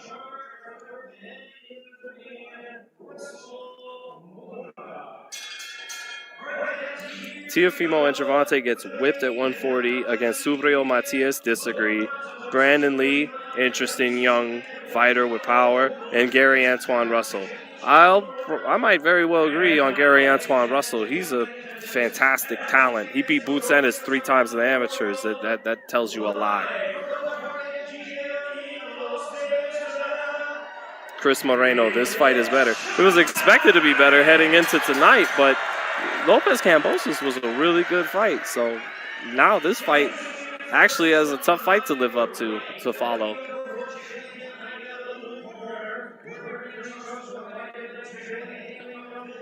So fun doing this for you guys, man. The scene, ringside at the park and at the MGM in Las Vegas, Nevada. We got about, I want to say, 2,500 people here.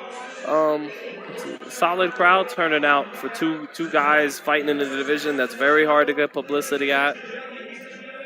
Neither guy from Nevada or California. Yeah. Stephen Fulton in the Mexican colors tonight.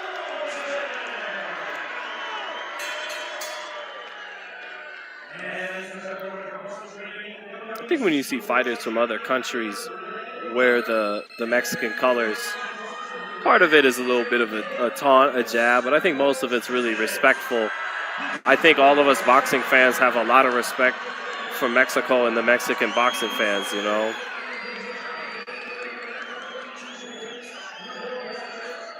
And I'm sure there's a lot of fans in Mexico that love fighters from the United States. So, you know, you're called a world champion for a reason. People all over the world watch you fight.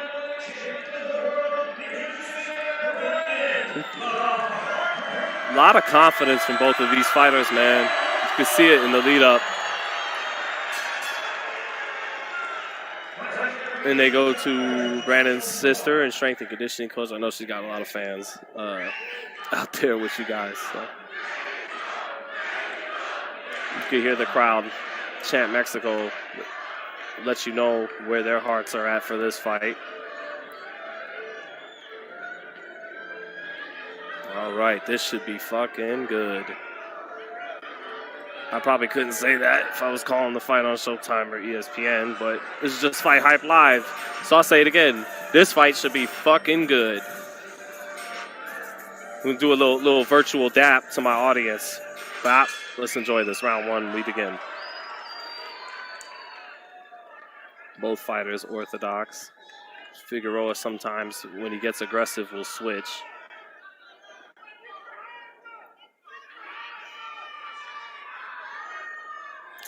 Fight begins, center of the ring.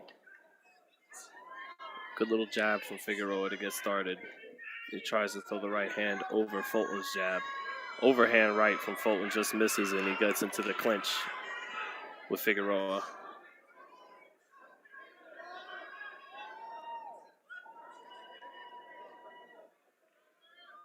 Figueroa switches for the first time, switches right back to orthodox. Throws his jab. Lands his jab. Fulton back with his jab now. Center of the ring where Fulton wants it right here. Good jab to the body by Fulton. Figueroa misses over the top of the right hand. Fulton makes sure to spin him off the ropes. Doesn't want his back on the ropes in this fight. Good straight right hand by Fulton. Good straight right hand by Fulton again. Good right hand catches Figueroa as Figueroa tries to weave in, get low with that tall frame.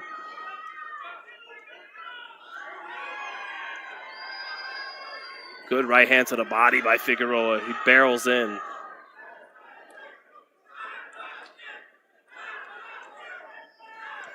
Two fighters break from the clinch. That was a good right hand from Figueroa. Fulton wants to stay off those ropes badly.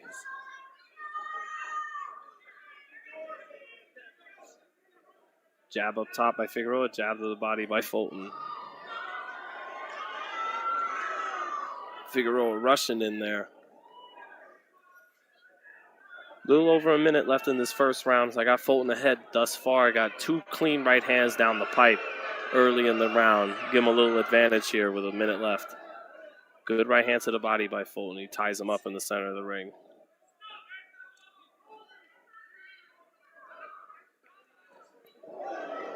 Right hand partially blocked by Figueroa.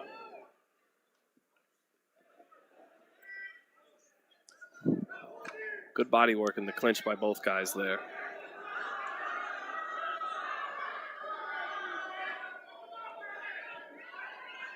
Got some people's heads in front of me. Have to forgive me.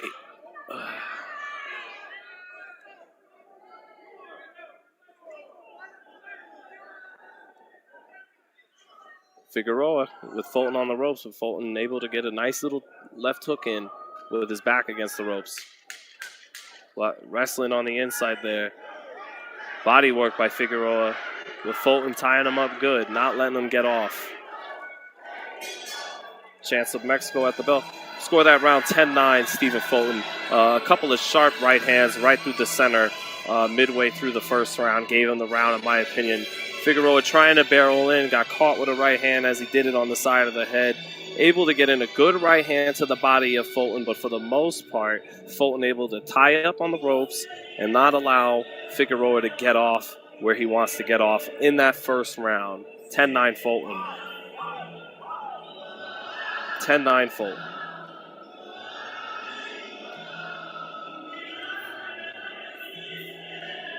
This is real quickly.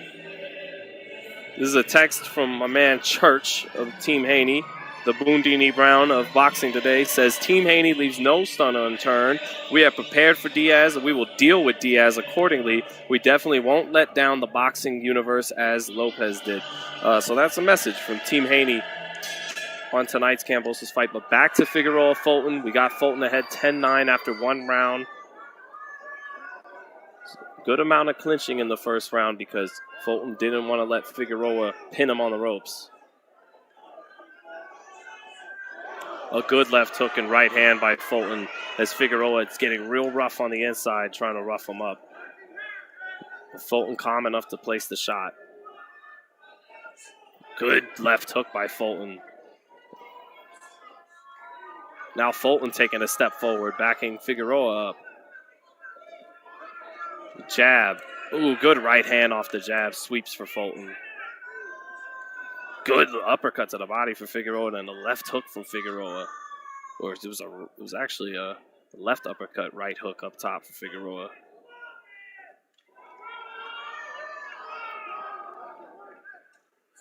Good right hand off the ropes for Fulton. Good right hand off the ropes again for Fulton. And he clinches Figueroa. Pushes down on his head. Smart by Fulton. Fulton really clinching and wisely, as Floyd Mayweather would do sometimes when guys got him on the ropes when he needed to.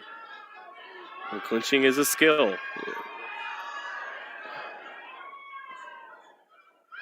Fulton again outboxing Figueroa so far in the center of the ring. Well, not outboxing, but faster hands getting off. And then tying Figueroa up when his back is on the ropes too long. Double right hand. Figueroa is southpaw. Heavy left hand to the body by Figueroa out of the southpaw stance. Fulton trying to nail him with the straight right hand. That's the shot against the southpaw. Oh, heavy right hook up top for Figueroa. Fulton comes back with a left uppercut. Figueroa pinning Fulton on the ropes is what he wants. Heavier hands by Brandon Figueroa. You can hear it. Good uppercut by Stephen Fulton. Left uppercut by Stephen Fulton. Good body work by Brandon Figueroa. Fulton comes back with body work, but it's Figueroa with the heavy shots. Figueroa now. Fulton goes to the body. Figueroa goes to the body. Fulton with a left hook up top. Heavy body shots by Brandon Figueroa. This is the fight he wants. But Fulton getting in good work. As Figueroa turns it into his style of fight, Fulton able to hold his own. Good body shot by Fulton. But Figueroa making him push that pace. That's what the crowd wants to see, is their guy pin Fulton along the ropes and get his work in. Fulton able to hold his own in that exchange in the second round. But Figueroa with some heavy body shots, definitely got the heavier hands ringside. And that's it for round 2. A better round for Brandon Figueroa, but a good round for Stephen Fulton. 20-18, 2 rounds to nothing for Stephen Fulton. Brandon Figueroa able to pin him on the ropes a few times, but Fulton able to give as good as he got when pinned on the ropes where Figueroa wants him. But when the fight's into the center of the ring, it's all Fulton. 20-18, Stephen Fulton. Can he hold up to this shit for 12 rounds against a big guy with heavy hands, who's not afraid to get hit, and who can dig to the body and dig to the body and finish to the head? Let's see what you lovely folks are saying on FightHype Live. Fig still trying to feel Fulton out. Well, he's a pressure fighter. You know, they build steam up. His kind of style. Again, that Margarito thing, you know, build up steam as the fight goes along. Fulton can fight on the inside and outside. That's true, Cash Man. He showed that against Angelo Leo. Figueroa is a taller guy, not as well schooled as Angelo Leo, not quite the same hand speed as Angelo Leo, but bigger than Angelo Leo, a better puncher than Angelo Leo. Round 3, here we go. We're 15 seconds into round 3 now. A lot of wrestling on the inside. Fulton doing a good job holding his own with his strength on the inside so far. But the pressure will not stop for all 12. Will he be able to sustain himself? Good right hand to the body by Figueroa. He jabbed his way in and let the right hand go. Good uppercut by Fulton. Rough stuff on the inside. Good left hook by Fulton. Good left hook by Fulton on the phone booth. Phone booth stuff now. Phone booth stuff from both guys. Fulton coming off the ropes and shoves Figueroa to the center of the ring. Good strength there by Stephen Fulton. Good uppercut by Stephen Fulton. Held a little bit of Figueroa's head with his left and hit him with the uppercut with the right. Old tactic. Veteran tactic there by Figueroa. Fellow Philly fighter Bernard Hopkins used to do that well.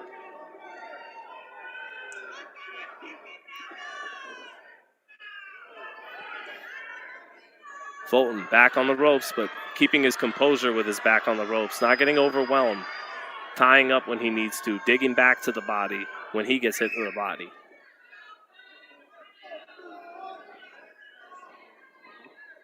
Fulton muscling Figueroa back to the center of the ring where he wants it. Good left hook by Fulton on the inside. He backs Figueroa's back onto the ropes now. Fulton giving Figueroa some of his own medicine here, muscling him into the ropes. Now Figueroa turns him around, bangs to the body of Fulton. Good left hand to the body for Figueroa. Fulton comes back with a left hand up top. Right uppercut lands for Fulton. Smothers Figueroa now, so Figueroa can't come back. Sweeping right hook for Fulton with Figueroa's backs on the ropes, giving him his own medicine here in round 3. Good jab by Fulton.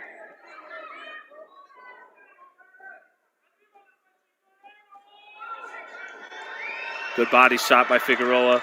Started it with an uppercut. Figueroa letting go of the body shots, but good defense by Fulton. Not getting those. Ooh, good uppercut by Figueroa. Good body shot. Left hook to the body. Figueroa. Left hook up top. Comes back for Fulton. Left hand up top for Figueroa. The 2 exchange. Right hand for Figueroa.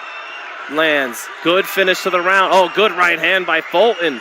Good left hook by Figueroa. Strong finish to the round for Brandon Figueroa. That was a strong finish to the round for Brandon. Brandon able to force Fulton along the ropes and hit him with the right hand.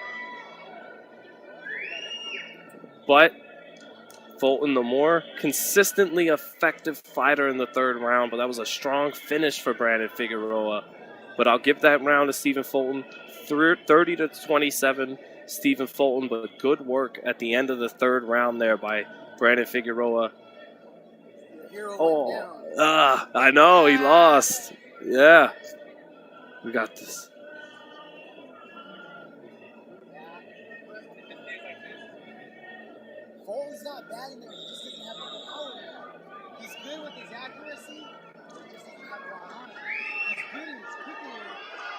If got some American flags in the chat.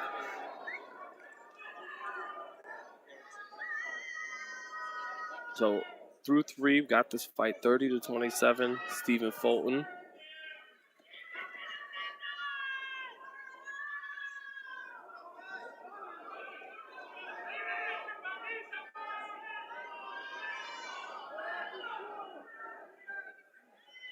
All right, into the 4th round now. We got Fulton ahead 30-27. We can see it 29-28 as well.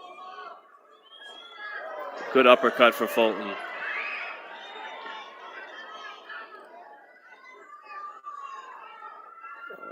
Got a lot of heads in front of me at times.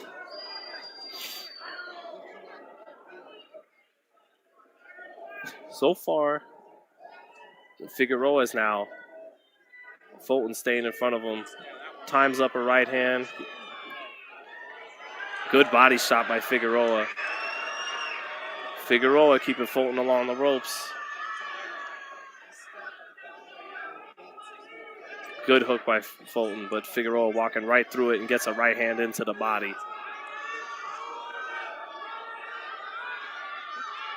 Fulton forced the fight off the ropes. Good body work by Figueroa.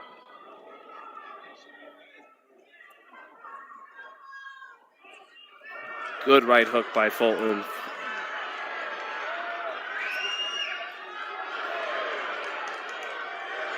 Good right hand for Fulton. Fulton fighting really well off the ropes here. Good left hook right hand by Fulton.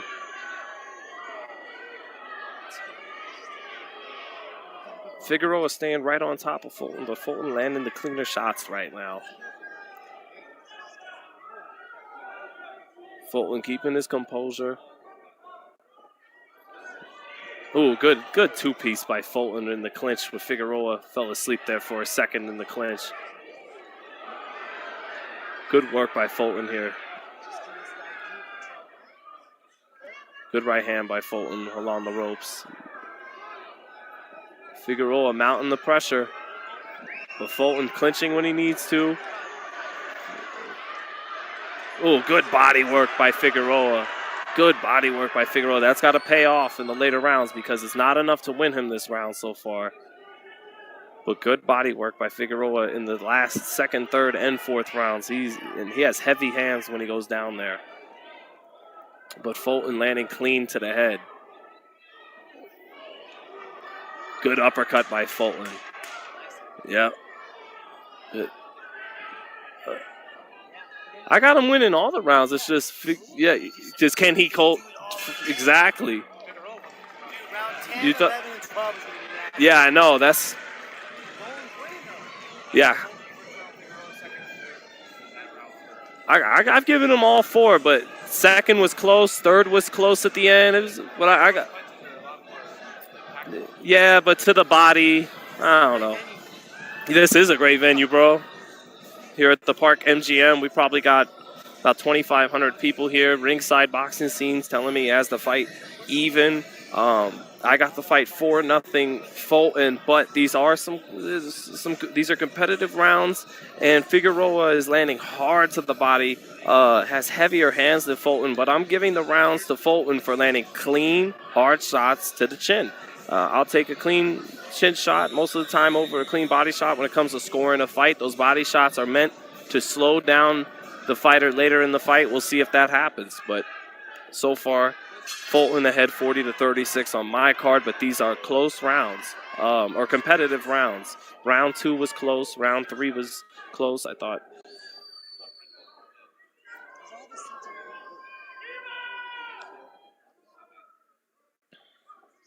Good jab by Fulton there. And Fulton's really been doing a good job of not giving up too much ground, not using excessive movement that'll tire him out, that'll let Brandon build up a head of steam coming forward. He's clinched him off the ropes when he's needed to. Good body shot by Figueroa. Another good body shot by Figueroa. 2 good body shots by Figueroa. Good body shot by Fulton. muscling Figueroa to the center of the ring. Good left hook by Fulton. Good uppercuts by Figueroa here. And Figueroa so far is winning this round, but Fulton's still getting in some clean shots.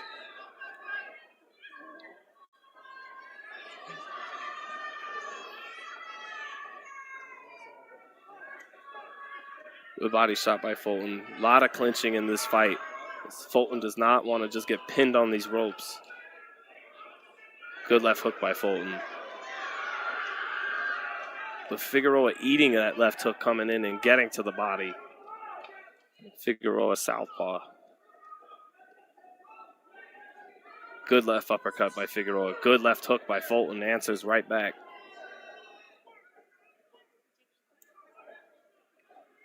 This has been more of a rough fight so far than it has been the flashy exchanges we expected.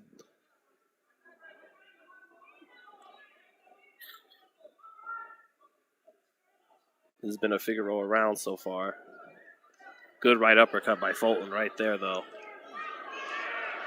Fulton able to catch the body shot on the elbow, but he gets hit with the next one. Good right uppercut by Fulton. Knocks the head up of Figueroa. 40 seconds left in the fifth.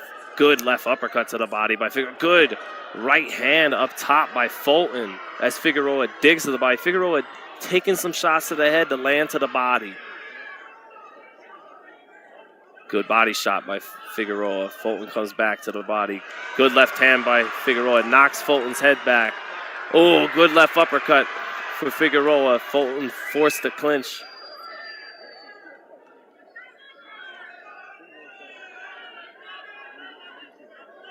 Good.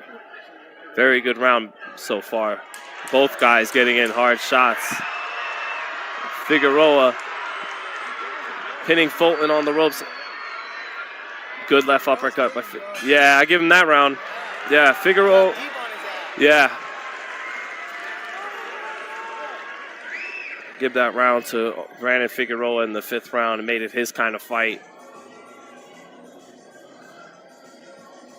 Fulton able to land some hard right uppercuts. A couple of left hooks there in close, but can't keep Brandon Figueroa off of him. And Figueroa's body shots, he digs with them. He throws uppercuts to the body. He's got a good uppercut to the body in the southpaw stance.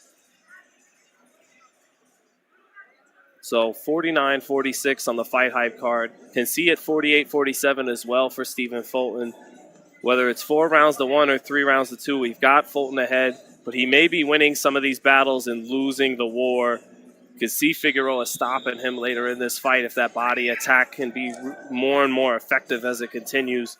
But right now, Fulton has held his own on the inside when he's needed to. He's clinched to get off the ropes when he's needed to. And his better hand speed is winning him the fight in the center of the ring and allowing him to land the cleaner shots up top so far. Well, we're coming off a good round for Brandon Figueroa here now in round 6. Good right hand to the body by Figueroa. Good body shot back by Fulton. Tough fight for Fulton because if he tries to just box all night, he's liable to get tired and broken down. But if he tries to just stay toe-to-toe with this kid, he's trading bombs with a guy with heavier hands. So he's got to fight a really good fight tonight. Good left hook and good right uppercut by Stephen Fulton as he stays in the phone booth, Corrales Castillo style. Phone booth stuff. Left hooks for Stephen Fulton. He's getting good work done in this. Oh, good left hook by Stephen Fulton again. He's ripping that shot in the phone booth. Good right uppercut by Fulton in the phone booth. That's it. Yeah, 1 sec. Right after the round. Yeah. Good right uppercut by Figueroa, busting through with his own right uppercut. Good right hand to the body by Figueroa. Now Fulton got off to a good start in this round, but oh, good right hook by Figueroa. Left uppercut to the body. Oh, that pace is getting to, and the heavy hand. Big sequence here for Brandon Figueroa. Right uppercut landed for Figueroa, and he's not. Oh, big left hook by Stephen Fulton. A money shot, but Figueroa walks right through it. He eats another left hook. Good work by Fulton coming back now. Good right uppercut by Fulton. It looked like for a minute there he was beginning to wilt to the pressure, and instead he's coming back now with sharp uppercuts and left hooks. Great fight now in the 6th. Great round. Just when it looked like Figueroa was turning the tide, beginning to make Fulton wilt, he comes back. Sharp right uppercut by Fulton. Fulton fighting his ass off to not let Figueroa overwhelm him. Good right hand for Fulton. Fulton staying right there in the phone booth, toe-to-toe, and winning this round.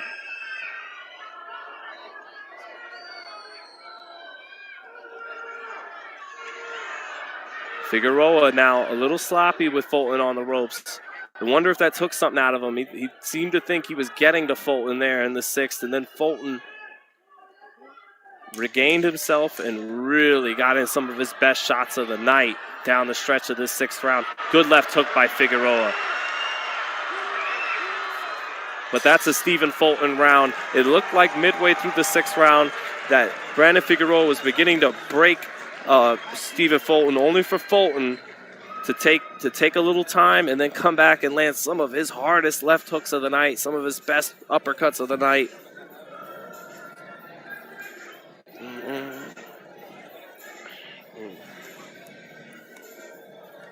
Here you go, bro.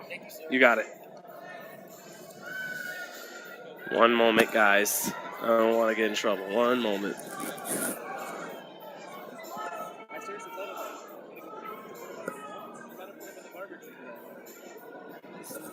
Okay, we good. We got it, brother. Next to my man Mario Serrano, publicist for Caleb Plant, Devin Haney, and a lot of other fighters.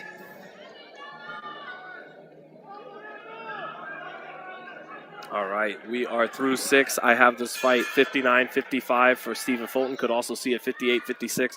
That was a great defining round in the 6th round. It looked like Figueroa was starting to break Fulton midway through, and then Fulton came back with a fantastic rally to keep the momentum and keep the fight in his favor. And now we're in the 2nd half. This is where Figueroa is expected to really take off. And if he's going to win this fight, he's expected to get it done here in the 2nd half. Good right uppercut, left hook by Fulton. Fulton really fighting well on the inside here. Showtime has this fight all even, 57-57. I have Fulton ahead. Good right hand by Fulton.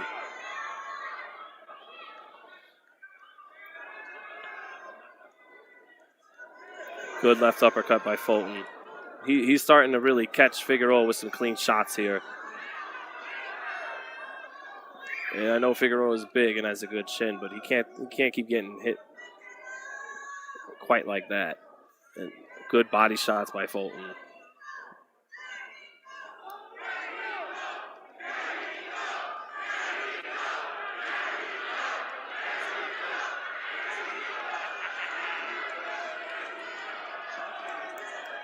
Figueroa getting Fulton on the ropes, but not able to get off. Fulton wise to tie up, pushing him back. And Fulton beating Figueroa at his own game this last round and a half a little bit. Good uppercut by Fulton. Good left hook to the body. Oh, good uppercut to the body by Figueroa. Oh, good uppercut to the body by Figueroa. Oh, another uppercut to the body by Figueroa. He digs down there, man. His hands sound heavy. Right hook to the body by Figueroa out of the south. This is some hard body shots that Fulton's having to take on the inside in the last 20 seconds.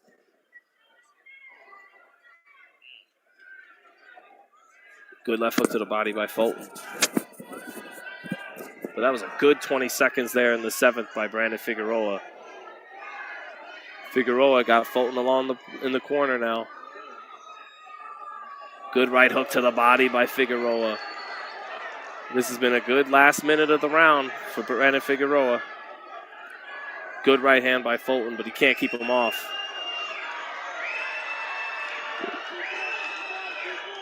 Sharp little hook on the inside for Fulton there, but this may be This round has been Figueroa's in the last minute. Good uppercut by Fulton. Good left hook to the body. Good left hook to the head by Fulton off the ropes. Good sequence for Fulton. This has been the story of the fight. Figueroa has these sequences where it looks like he's starting to take over and the pressure is getting to him, and you hear the thud on the body shots. But the actual clean work, especially up top to the chin, is being done by Fulton.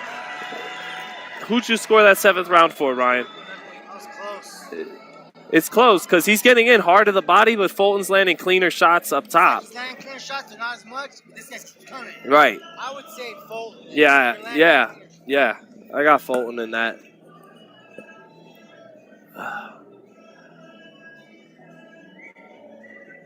This is a full fight. I definitely feel Fulton's winning through 7 rounds. Maybe it's as close as 67-66.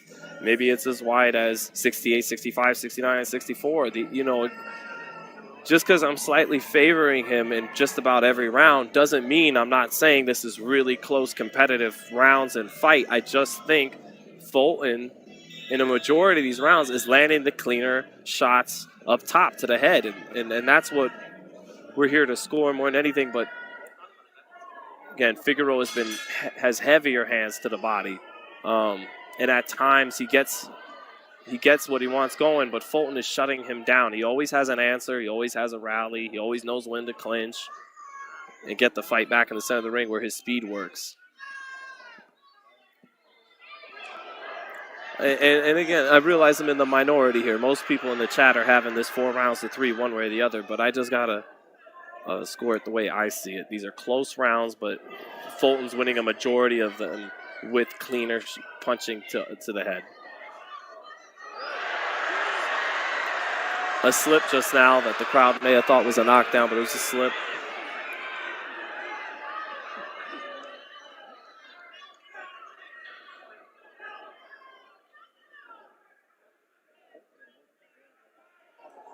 Good right hand by Fulton. Double jab, tapped with it. Fulton is a dog.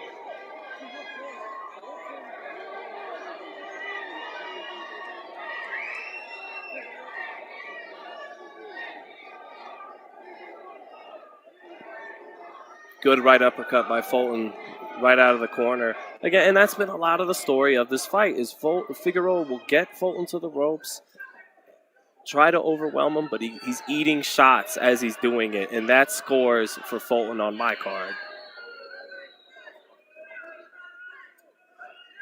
If we were scoring on body language, maybe Figueroa is winning. He's coming forward with very little deterring him from doing what he likes to do. Fulton looking uncomfortable at times with this big guy coming nonstop towards him, but he's being effective through the fire. And he's being effective through the fire right here in round 8. Figueroa pinning him on the ropes, but it's Fulton fighting off the ropes well as he has most of this night.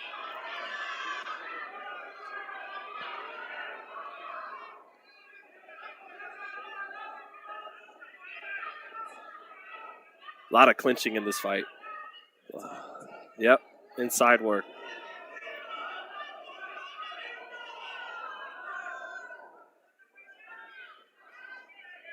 But it's clinching with a purpose. It's not just 2 guys leaning on each other, taking a breather. Good work with Figueroa. Keep it Fulton on the ropes. Good work. Good body shot by Figueroa.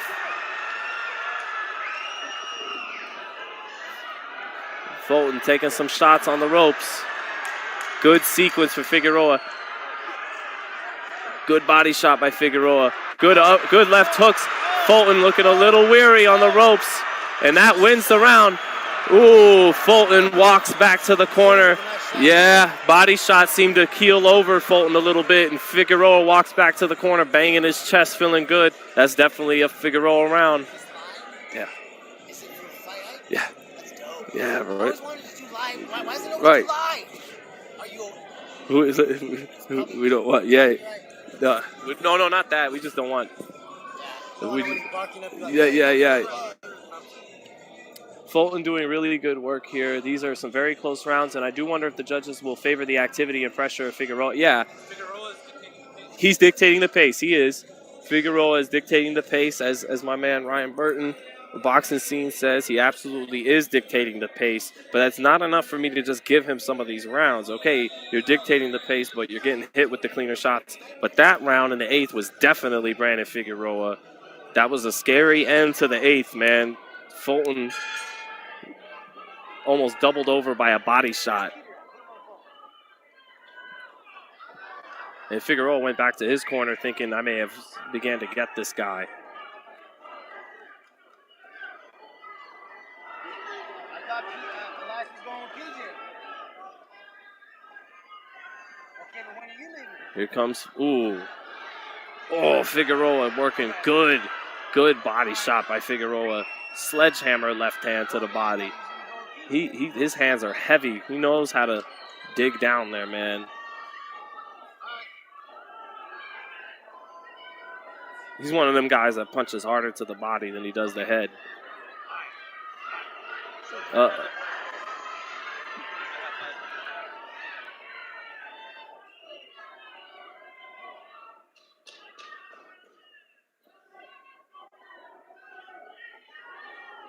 Oh, good left to the body by Figueroa. Left hook up top by Fulton, but the left hand to the body by Figueroa was the better shot.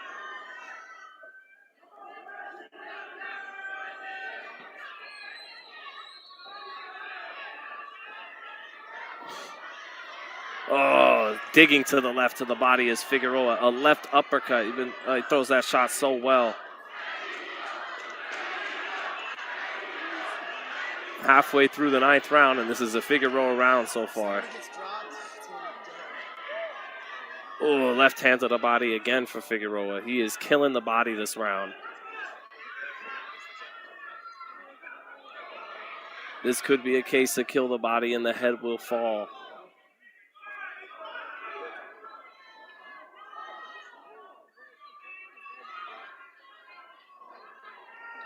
Fulton with a flurry of shots at the body, but those are tired punches. He didn't have the zip on them.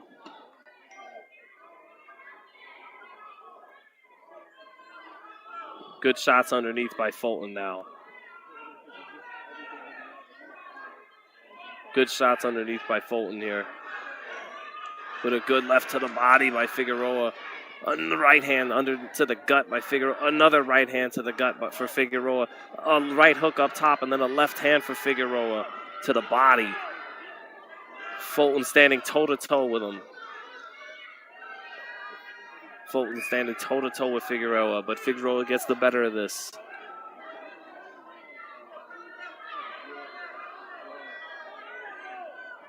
Oh, good uppercut by Fulton, but Figueroa walks right through it, keeps moving his hands. This has been a Brandon Figueroa round. Fulton able to get in some good work himself, but his punches had less steam on them than they did in earlier rounds. It's a good round for Brandon Figueroa. 6 rounds to 3 for Fulton, or 5 rounds to 4 for Fulton. Is my card. See, sometimes in these fights where the rounds are real competitive, it sounds absurd to have one guy up 4 rounds to 1 or 5 rounds to 1. But now with Figueroa coming on strong in the last 2 rounds, it makes more. If I was scoring that fight even in the 6th, that means Figueroa's ahead 2 points now. I don't think that sounds right. I think it's clear in the first 6 rounds that Fulton had a little bit of an edge each round over Figueroa when he was fresh. Now that he's getting worn down a little bit, now Figueroa is starting to win these rounds.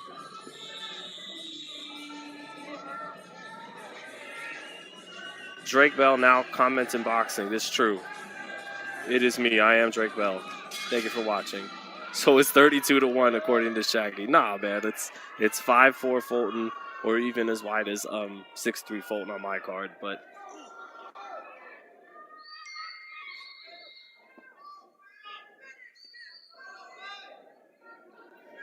all right, round 10.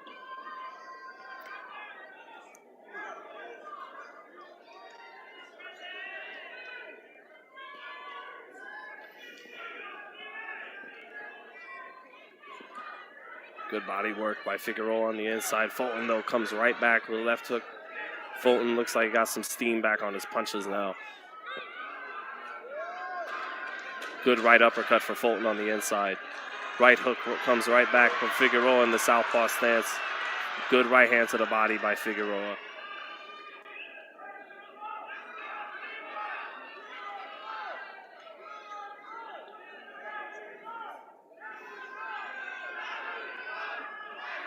Wrestling on the inside from both guys. Again, this has been clinching with a purpose tonight. This hasn't been two guys tired, leaning on each other, just catching a breather. Good right uppercut from Fulton. Figueroa comes right back with a left hand after he ate the right uppercut. Good left uppercut to the body by Fulton. Good left hand by Figueroa in the southpaw stance. Figueroa banging away with his right hand. Even action halfway through, maybe an edge to Figueroa with the heavier hands. When both guys land even, it's going to go to Figueroa. He's got the heavier hands. Fulton has to outland him in these rounds.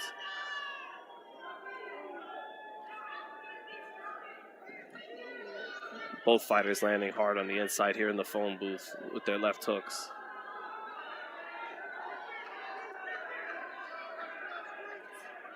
Good hook by Fulton on the inside.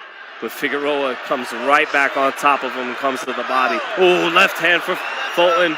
Fulton may have been hurt by a left hook by Figueroa in the southpaw stance. Figueroa coming back. Feels Fulton's hurt. Fulton's hurt. Fulton's hurt in the corner. Figueroa pouring it on. Right hook to the body. Figueroa in the southpaw stance. Trying to end the fight. Fulton lands a right hand and gets off the corner. Scary sequence for Stephen Fulton fighting back now with a two-piece. Right uppercut, left hook by Stephen Fulton, but he can't keep this big kid off of him. Brandon Figueroa is a G. He has crazy stamina, crazy chin and heart. Good right hand by Fulton off the ropes. That's a Brandon Figueroa round. So do you see why I don't score fights like a lot of y'all? If I was just giving Figueroa rounds he wasn't winning, then I would have him up 7-3 right now. But because I scored it, even though it was competitive, Fulton was winning the early rounds. Now I have to fight 5-5 or 6-4 for Fulton. Now that card makes sense. A card of 8-2 or 7-3 Figueroa wouldn't make any sense if I was scoring close competitive rounds. He wasn't actually winning in the first 6 his way. So now it's an even fight. Thank you, bro. Because it makes you badass. You're a boxing expert. People need to hear this Right, shit. right. You go to hear the live fight. Right. You don't want to hear the live fight. Right, except, tune into the show. But yeah. Yeah, we have to have show just Right. this right here. I need to listen to that shit. Like Right. I'm driving, I want to hear this. Right. They got. Someone said, "Come on, Shaggy." Even fight. 2 rounds left.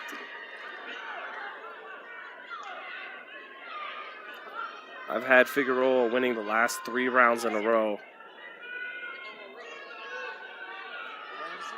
Round 11.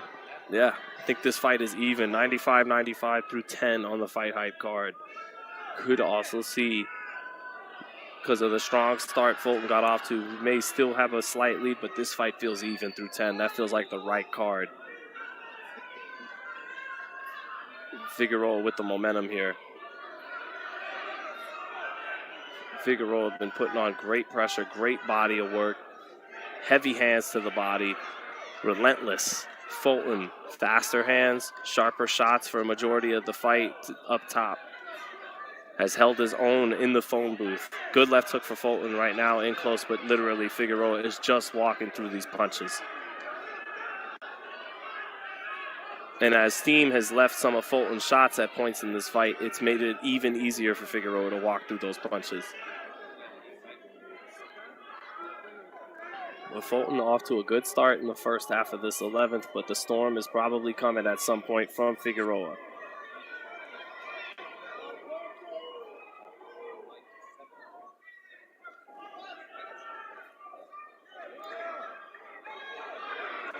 Good right hand, lead right hand for Figueroa, the jab.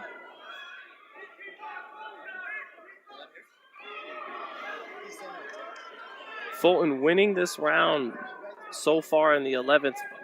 Figueroa not yet getting off, but it feels like at any moment now when he lines up the right distance, he's going to tee off on Fulton, and he is right now as I say it.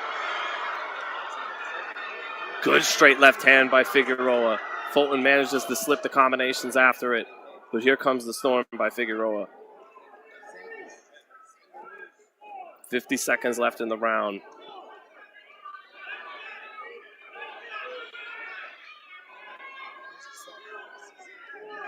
Figueroa is a killer tonight, man.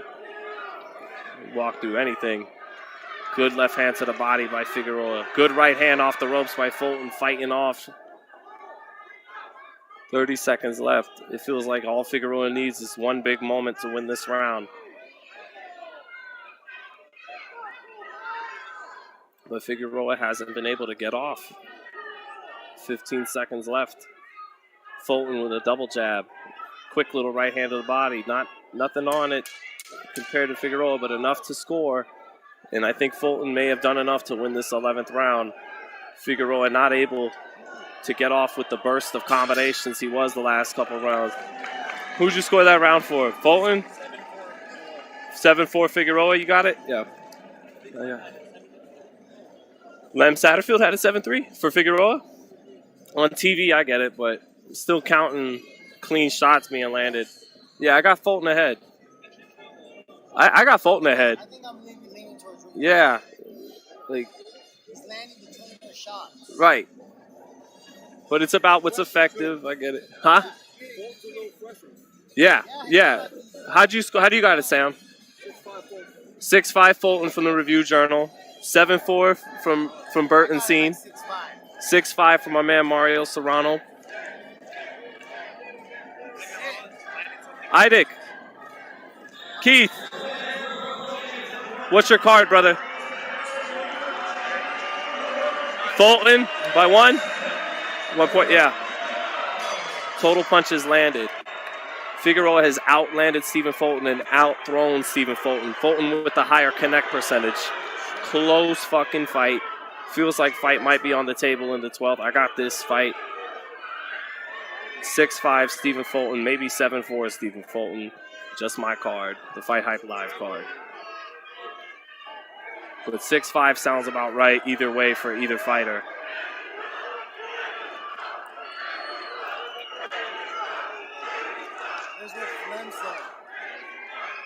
Oh, my bad. Lem says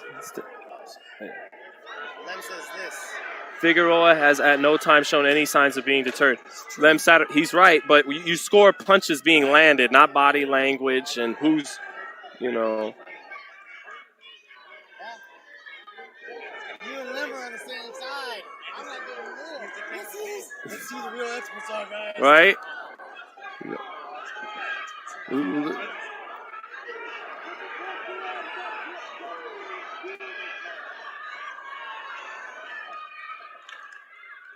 See, like that sequence right there. Figueroa got him on the ropes. Fulton looked miserable, but he landed a right hand and then got into a clinch. He wins that sequence. Good body shots by Figueroa.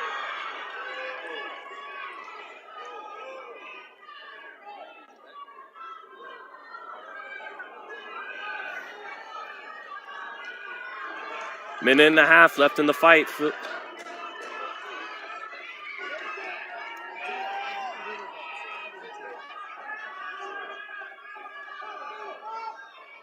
Minute and a half of the fight. Figueroa right on top of Fulton. But Fulton able to catch him coming in and then ties him up.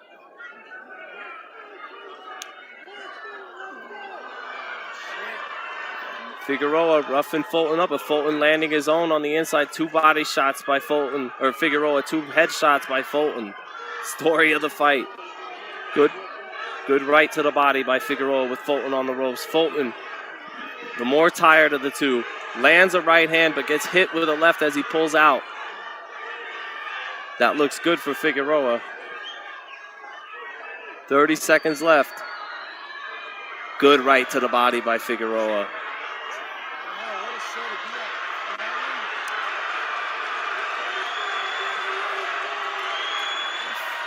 Final flurries here on the ropes. Figueroa getting Fulton on the ropes. Good left hook by Fulton.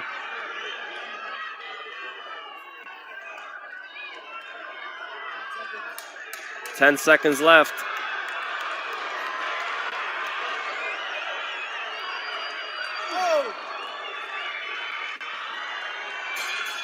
Oof. Man, this was that was a hell of a final round. Good fight, roughhousing fight. I scored this fight either a draw, 114-114, or Stephen Fulton, 115-113. Could definitely easily see 115-113. Brandon Figueroa.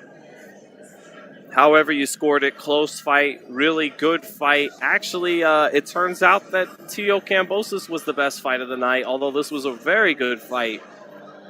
Let me know your cards on FightHype Live. Again, my personal card, I could see it anywhere from a draw. It's a close fight to score. Let's just see what the hell the judges have it. Me personally, I think a draw is very, very fair in this fight. I think 115-113, either way, fighter has an argument. I do feel like, and Showtime showing the punch stats now, where Fulton landed at a higher connect percentage, but Figueroa threw almost 300 more punches and landed about 30 more punches. The tone of the fight was dictated by Brandon Figueroa. I thought the cleaner shots to the head were landed by Stephen Fulton. By far the better body work was done by Brandon Figueroa. I felt like Brandon Figueroa hurt Stephen Fulton in this fight more than Stephen Fulton hurt him. I really have no qualms with either guy getting a 115-113 card or a draw. Make them do it again. This was a good fight, close fight. Can't argue at all if Figueroa gets this decision. He dictated the pace of most of this fight.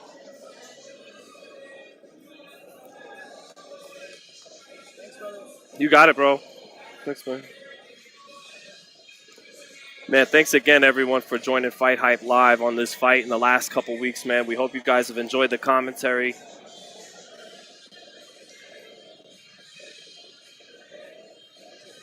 Again, me personally, I scored this fight for Stephen Fulton, 115-113.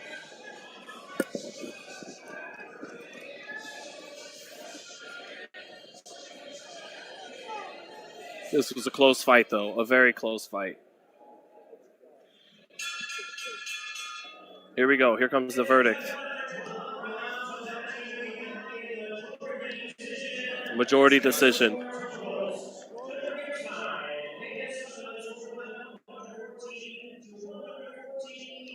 Great card, 114-114. Good card. This could really go either way. 116-112. That sounds like Fulton. 16-12 sounds Fulton. Yeah, Stephen Fulton wins the fight. See, I think the judges got it right. You know, if you guys listen to me throughout this fight, I scored the fight for Fulton. It was a close fight. The tone of this fight was dictated by Brandon Figueroa. The pace was dictated by Brandon Figueroa, but Fulton landed the cleaner shots, and that's what we come here for, to score rounds. Strong second half by Figueroa, but not enough. I scored 5 of the first 6 rounds for Stephen Fulton, maybe 4 of the first 6. Very good fight. Fulton able to clinch and match Figueroa's strength when he needed to many times in this fight. He fought on the phone booth very well in this fight. Great fight. Wouldn't mind seeing it again. But this was a hell of a win by Stephen Fulton, man. He had to face an Antonio Margarito-like monster and, held him off. So, good fight. I hope you guys enjoyed my live call of this fight. And we will be live again in just a number of moments, a number of minutes, with the winner and loser of this fight at the post-fight press conference. Thanks you guys so much for following on FightHype Live. Now allow me to get set up, and I'll be with you all again shortly. Thanks, guys.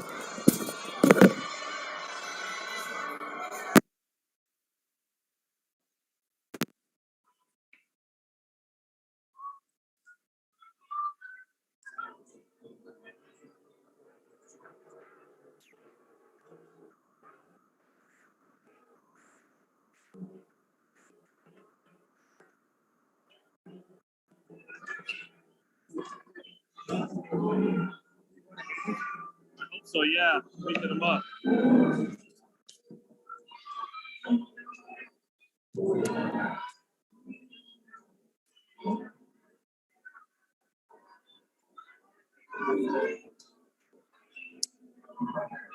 Oh.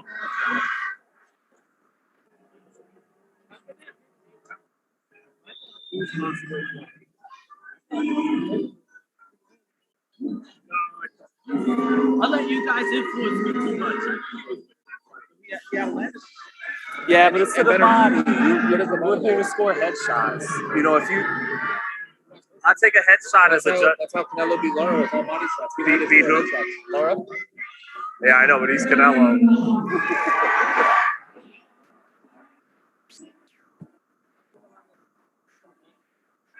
Yeah.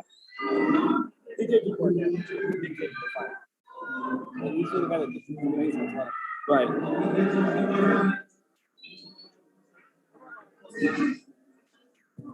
Yeah, there were.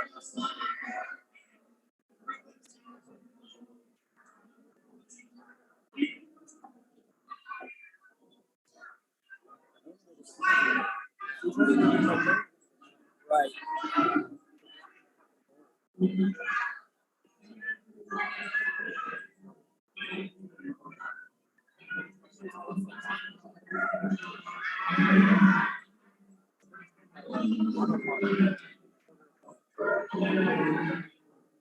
Really?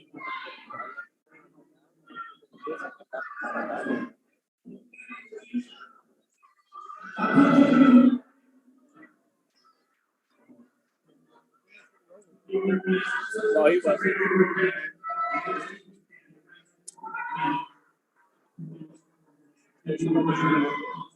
Yeah, they should.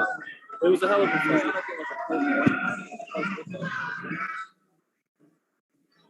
See if we make better adjustments.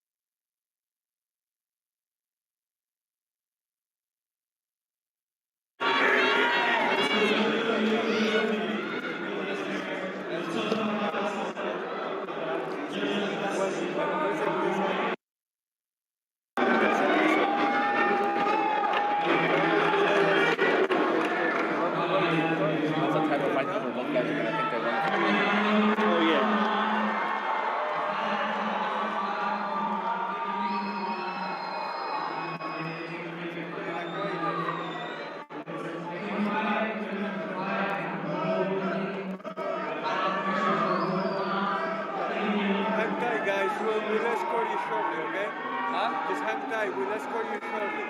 I said, hang tight, but we'll escort you shortly, don't leave. Okay? Where are we going though? Huh? Where are we going? Press conference. Well, where is it though? That's what we'll do. Do I have time to use the restroom? Huh? Do I have time to run to the restroom real quick? Yeah, you have time. I'll be all right.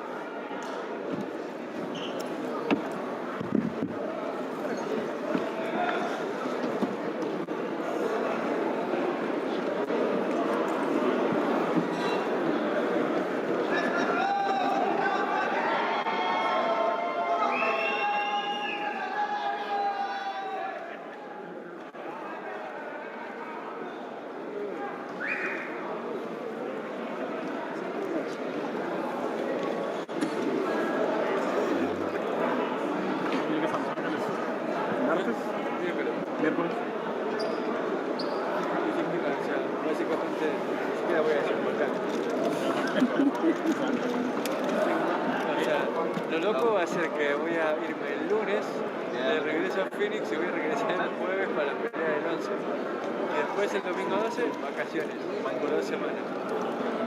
Me liberaron de la pelea del Jake Paul. Qué bueno. Y después Miami, o sea, hago una semana de vacaciones en Arizona y total tengo que ir a Miami el 27 para la pelea del 1, así que hago una semana de vacaciones en Miami el 20, del 20 al 27 baja. Y después llega la pelea del 1 para empezar el año. Porque va a ser un mar de bienes en la semana. El 25 no va a jugar. Sabes que hay una pelea de 15 con Justamente el 18 de 25 estoy libre. Así que. Y además que hoy sí tenía también una pelea en Minnesota. Así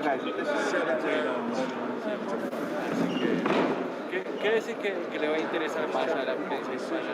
¿La de Jake o la de.? La de Jake Paul, todo el mundo va a estar loco porque ese ya también pelea también todo el mundo tengo vacaciones ese día. Yo voy a dejar todo armadito. La semana del 7. Is that too loud behind you guys? That's good. Voy a proponer entrevistas para You sure? todos. Yeah. Entrevistas. Yeah, I've heard louder and more. Okay, good. Don't be loud. Claro, porque yo soy el único además que puede generar esas entrevistas, entonces la voy a dejar todo armadito. La Usually, semana del 7. it's louder, so you wouldn't have heard me at all. Yeah. You know, usually Do you there's usually do more. that? A few times, yeah. That's cool. What? Are you good? I did it for Canelo Plant. You know, no one noticed because it was so loud. Ya vienen a buscarlo. Anti guys. There's no.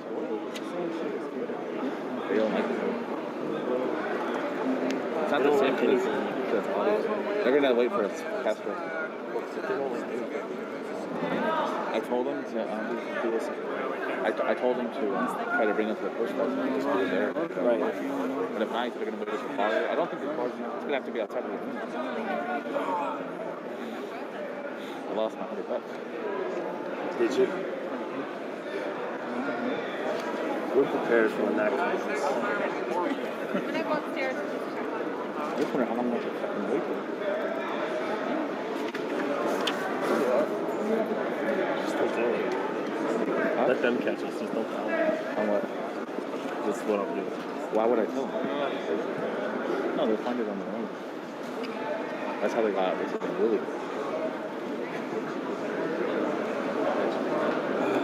But we'll leave it all moving the phone and shit, getting all into it.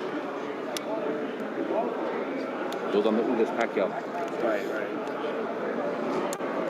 He lasted a while though. I think he did like 7 or 8 rounds. And they just told him to stop. And then he kept crying and fucking told him to kick him out if he does it again.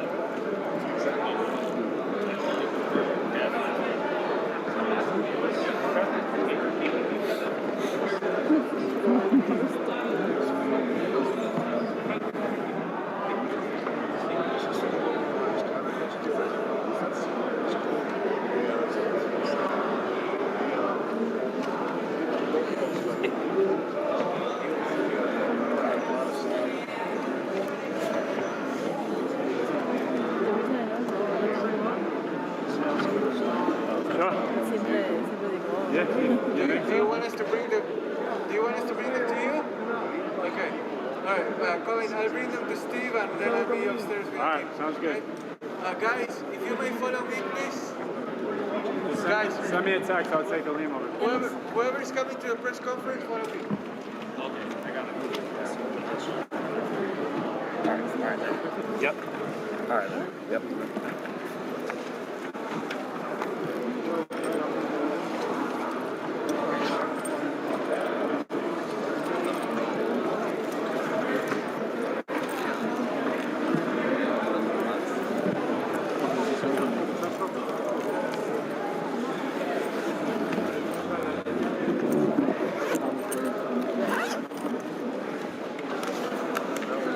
Who'd you guys have winning? Who'd you guys have winning? This one, the main event? Yeah. I have Figueroa winning. Did you? Yeah, seems like most a people round did. or two. He was the aggressor. Which type of fight? I mean, they were in between the shots, but I think he did enough for the round. Yeah. It seems like that's what most people feel. I mean, 116, 112. I mean, that's I could have seen that though. It's 8-4. yeah. I mean, I know punches get, obviously put down, The but clean, yeah, you know what I mean, like scoring clean headshots. You know, he was doing that, but it was close. I could have seen it either way. I gave it to Fulton, but I would have been fine with Figueroa winning too.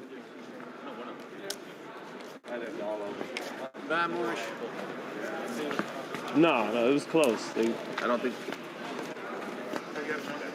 I had it for Fulton. Yeah. Everybody, good? You good? Yeah, I had it for Fulton, brother. But close. Wait, why am I carrying this?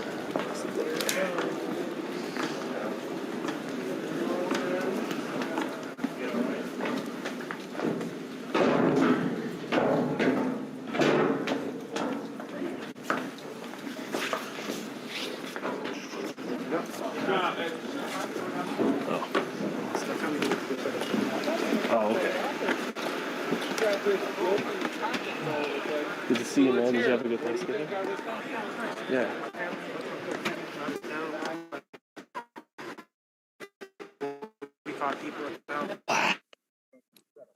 Thanksgiving, man. I thought that was a lot. Everything good, right? Right up. You good? Okay. I'm leading the game. Leading the cavalry.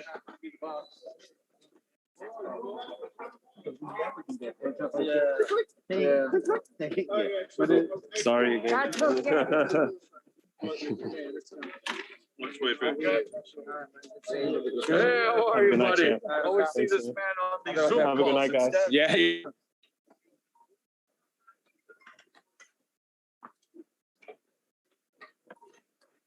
Yo, what's up, bro?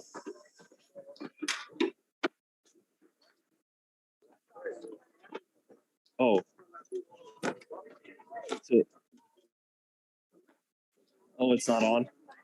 Okay, all right. Once I get to this post-fight, let me make sure it's on. Okay. Okay. Okay.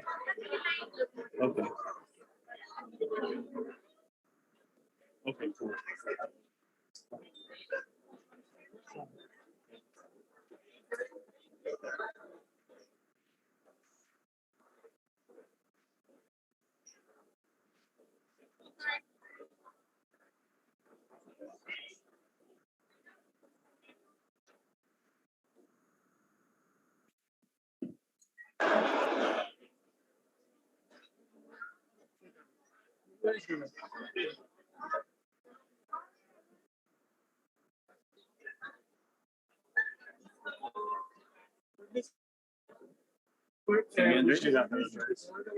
I was 16-12 full. Did you? Yeah. Winning punches.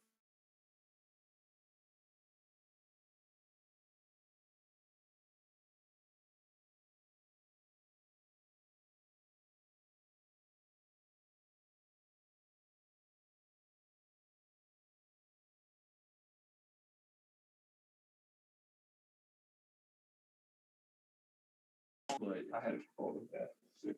Cleaner shots to the head. They were on 7-5. Yeah. I can see that. He had stronger shots. To the body. He was digging hard, but I don't think it was a robbery either way. no. It was a No. close fight. You don't see how you put it around.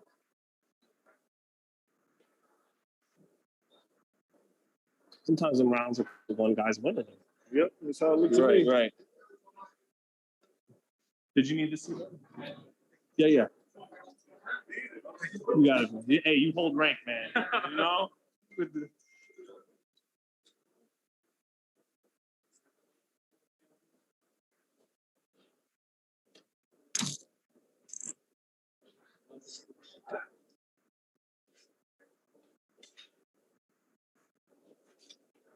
gonna go through there and go out the side door and go to the elevator.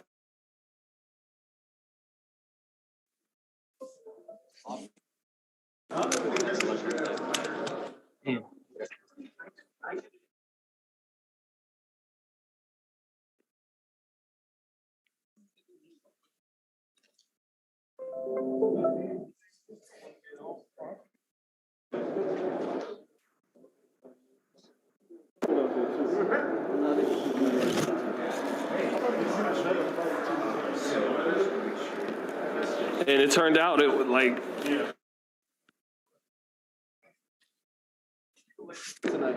Yes, he did.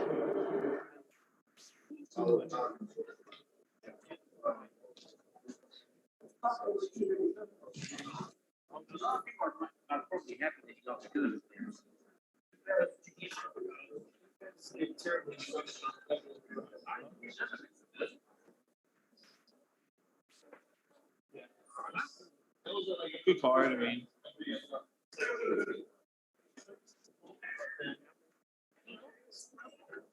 Yeah.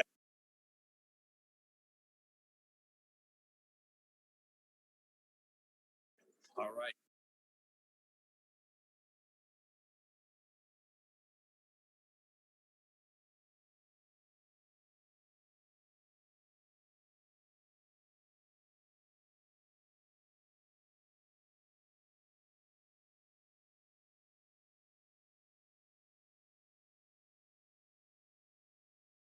I know Steven thinks you're good. So. Steven? Mm-hmm. Why you say that? I remember, I think you were telling me about that. No, he said that. I think you told me you talked about it. Yeah, he said that. Almost, huh? He gave him. We're gonna get something. Yeah, let's do it. After he's like, oh, you know? Let me get you right now. And let's do it right now.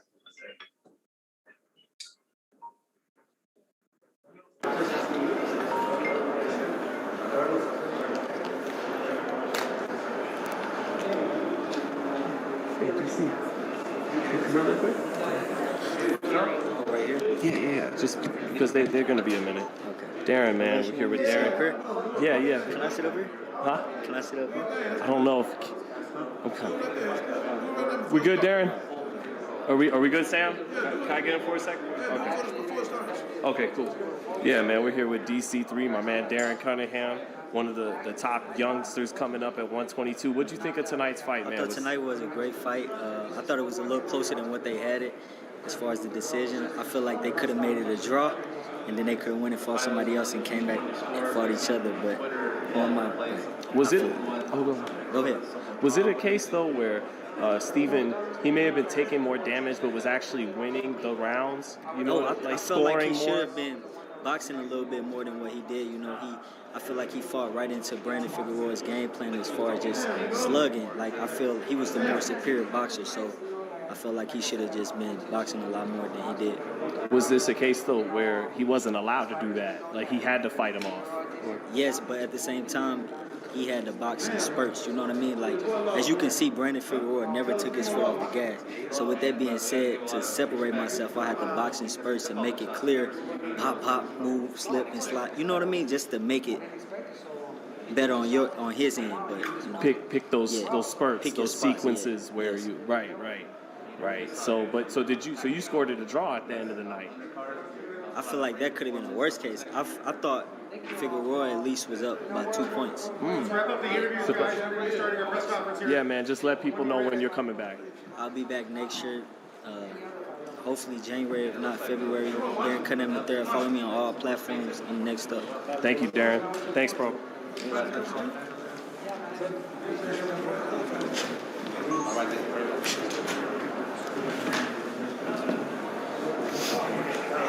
John, go ahead. You want to ask some questions? Faiz, man. Wait. Let's wait.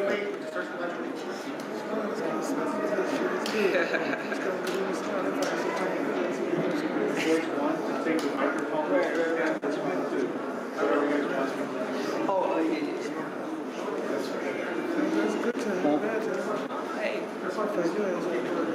Okay, great. Yeah, countdown, ready? As soon as you say go, Miguel's gonna introduce the guys.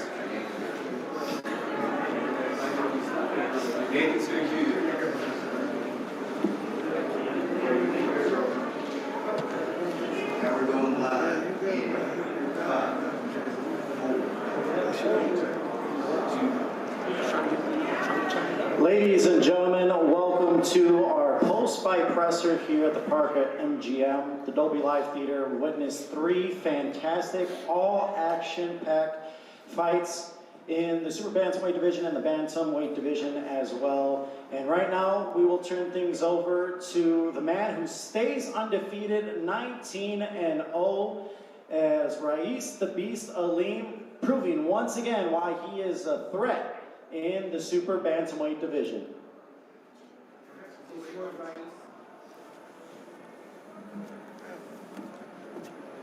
So, hey, hell of a fight. Hell of a fight. You know, I had to dog it out, but champions find a way, and I did just that. You know, I'm an exciting fighter. I tried to turn it up, you know, and I really wanted to knock him out. You know, I've stopped like my last 8 opponents. This was you're not going to stop everybody. You know, extremely tough fight, but I did what I had to do. Any questions from the media? Keith Heidick from BoxingScene.com. Right, congratulations on your win. What made it so difficult for you to get inside against him? Obviously, you had a lot of height and reach on you. You know, I did feel a little bit rusty coming off like a year layoff, but I took his best punches, you know, and I still came forward and I was still throwing bombs. His reach was a little bit tricky to get around, but as the rounds went, you know, I got used to it.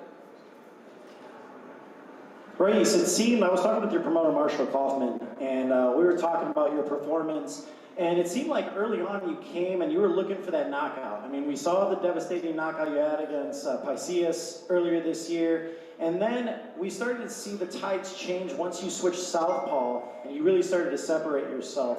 Was that an adjustment you guys made, or was that the game plan going in? It wasn't necessarily the game plan going in. I don't care who I'm in the ring with. I'm trying to stop you. I'm trying to hurt you. You know, if I got to go orthodox, if I stay orthodox, if I have to go southpaw, I don't care. I'm going for the knockout. I can be up in the 12th round, but I'm still trying to knock you out. It was just an adjustment I made in fight. And I feel like it was a good adjustment. I just wish I would have stopped him. Thank you, Rais. Congratulations on tonight's victory. I noticed this fight was at 126. I know you've been fighting at 122. Pardon me. Well, basically my question is if you know, tonight's main event, is that a fight that interests you, fighting Fulton now that he has 2 belts? Yeah, 100%. I want the winner. Fulton won. In my honest opinion, I actually thought, I was pulling for Fulton, but I thought Figueroa won that fight. You know, so Fulton came out on top. I want that fight next. You know, 100%. Who's up? Hey, Rais, congrats again. You know, based on what you saw from Steven tonight and knowing what you could do in the ring, why do you feel like you win that unification fight? It looked like Figueroa was kind of bullying Fulton. He was going from corner to corner. He was getting caught going straight back. I just feel like I'm sharper than Figueroa, and I haven't performed my best yet. I'm still getting better and better, and I believe I'm too much for Fulton. You know, whether I stay orthodox or whether I go southpaw, I believe I'm the better fighter for a full 12 rounds. And in terms of winning the crowd over, you know, it was a big Mexican-American fan base came out to support their fighters, but at the end of the decision, they didn't boo the decision, you know, and they could always take that and run with it if they felt their guy won. How do you feel about that the crowd didn't disapprove of you winning the close fight? I mean, I believe I earned the victory, but it was a dog fight. This is why I do this, you know what I'm saying? You're not going to stop everybody. You're not going to shine in every fight. But, you know, I turn it up. I try to get the crowd excited. I'm an exciting fighter, you know, and, yeah, I'm just trying to hurt you. I'm trying to go forward. I'm trying to throw punches. You know, it felt great just to get the victory. I can't wait to get back in the ring against Fulton and beat him. This question's for Marshall and maybe Rais as well. Marshall, where is he at now in terms of moving up the WBO rankings now that he's not going to fight for the WBA title? Well, you know, that's of course up to the WBO, but I would hope that they would move him up to the number 1 or number 2. after this fight. So, you know, we just have to talk to them and see what their plans are, and let's hope they do what's right and put Raiz where he belongs, and he gets the opportunity to fight Fulton. You know, that's what we wanted. That's what we wanted when we were with the BA. Of course, that didn't happen. Now we're with the BO, and we're hoping that we get that opportunity to fight for the BO. I think he's deserving of it. He's an action fighter. He's exciting. And just like he had said, the fans didn't boo the decision. You know, the other decisions they booed, that didn't happen with his fight because they know clearly who won that fight. I want to ask your trainer, Bobby McCroy, who did a wonderful job tonight. What was your overall assessment of tonight against a guy like Baez, who it seemed at moments throughout the fight, that overhand right of his was connecting on Aleem. It didn't stun him at all throughout the fight, but it still was connecting. Was that concerning to you throughout the fight? Yes, it was a concern because I understand that Raiz is unorthodox and his defense is not going to be textbook like everybody would like it to be. But he adjusted well midway through the fight, but then he still had some discrepancies after that. But he did well to say we had a long layoff like this. We were fully prepared, so there's no excuses. We had world-class sparring partners, and the guy, Baez, I give him respect, he came out tough, very tough and lengthy. Yeah, I want to go to Aleem. Were you surprised at how tough Baez was? Because he seemed, you hit him with, you were unloading early on. Like you said, you're in there to finish him, and you just couldn't get him out of there. Were you surprised at how tough he was? And then he was able to, again, connect on some of his own. No, this is boxing at its highest level, so I wasn't surprised he was taking my punches. You're not going to drop everybody, you're not going to stop everybody, but champions find a way. I'm a true champion, I believe, and I found a way to overcome. He took my shots, I took his shots, I made it a dog fight, I turned it up, I tried to get the crowd involved, and I got the victory. I wasn't surprised how tough he is. He's a Mexican fighter, come forward, throw punches. I knew this was going to be a hard fight coming in, and I overcame. Now that you come away with the victory, you've been clamoring, as your promoter, Marshall Kaufman, alluded to, as you want a champion, you want the belt, and you've been clamoring for a while. You tried to make the fight with Danny Roman, that fell through, and then you get the fight against Baez, which you come out victorious. What separates Raiz the Beast Aleem from the rest of the 122-pound division, even though you don't have a belt, but you haven't had that opportunity yet? Well, I'm here, I'm climbing, I'm coming. Everybody knows it. Nobody wants to fight me. Daniel Roman doesn't want to fight me. Fulton doesn't want to fight me. The Ahmed Dalia doesn't want to fight me. I was his mandatory. So Raiz the Beast is coming. I'm here. I'm an exciting fighter, and I'm here. I believe I deserve a shot. Like, if not me, who? I beat all these guys. You put them in front of me, I'll beat them. Questions from the media? If not, we'll wrap it up. Thank you so much for coming in. Congratulations. Thank you. Hard work. Hard work.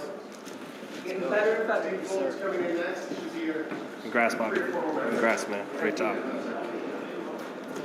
Ali.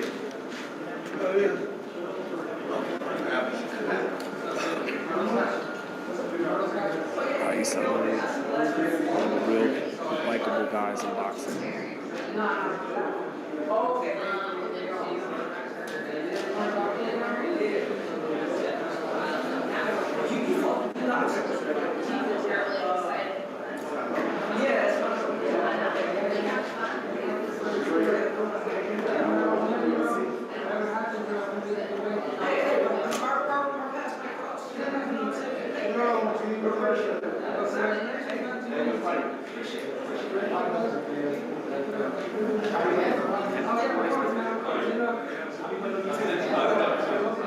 What's up?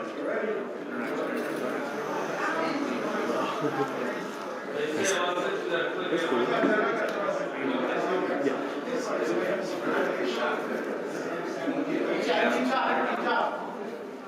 It's okay. They just fill up the chat. Sometimes it's fun to read with us.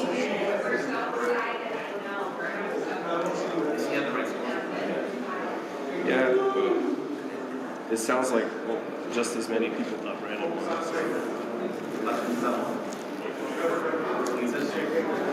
Yeah. That's right, Raiz thought that.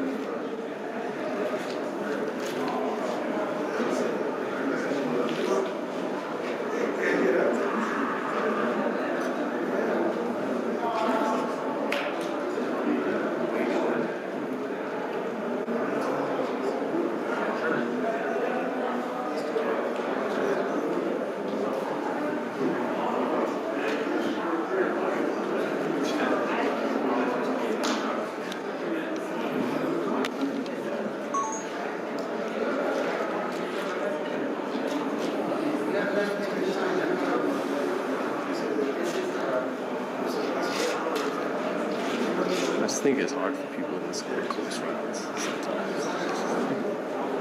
It's funny because like the word robbery gets thrown around so much. I was just like, no, man, it's not a robbery. Whitaker Chavez is a robbery. That's what we've seen robberies where it's like, how the hell did anybody see that? This was a close fight. It'd be a robbery if Fulton won 12 rounds and nothing. You know what I'm saying? Or 9-3.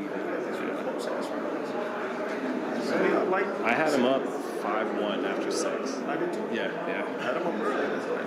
It's just landing clean up. And I was telling people, like, you can't be scoring close rounds for a guy who's not actually winning them, because then when he does come on in the second half, now you're going to have some dumbass card with him up 3 or 4 points when you know he was losing.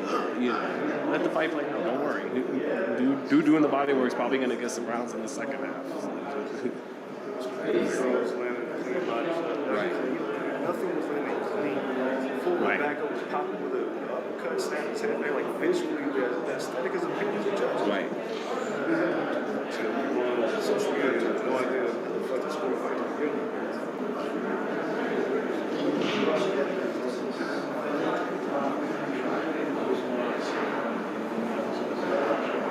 Damn, Stephen Fulton held up under some fire. He did. I tweeted twice. This fight reminded me of Cotto Margarito. Right. Margarito just kept on coming and eventually wore him down. He tied up a lot better than Cotto did. Cotto did that in the second fight. Yeah. Tied up. First fight, he just got beat up after a while. He wouldn't tie up. He wouldn't stop the momentum. He would just... Fulton wrestled him for 20 seconds at a time if he needed to. He just... Yeah. I mean, he would push him off and meet him in the middle of the ring. Right. Cotto was just got... Just kept moving, trying to slip all the shots, and you can't do that. And the snowball just keeps getting bigger and bigger.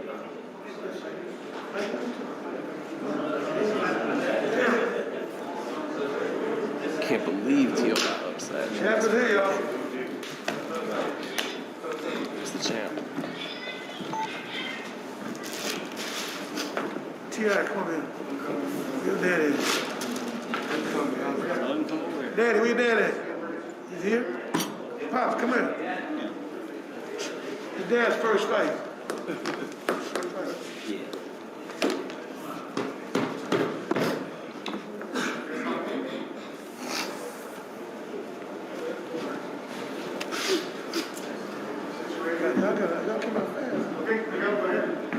All right, now, ladies and gentlemen, we want to welcome in now the WBC and the WBO Super Bantamweight Unified Champion.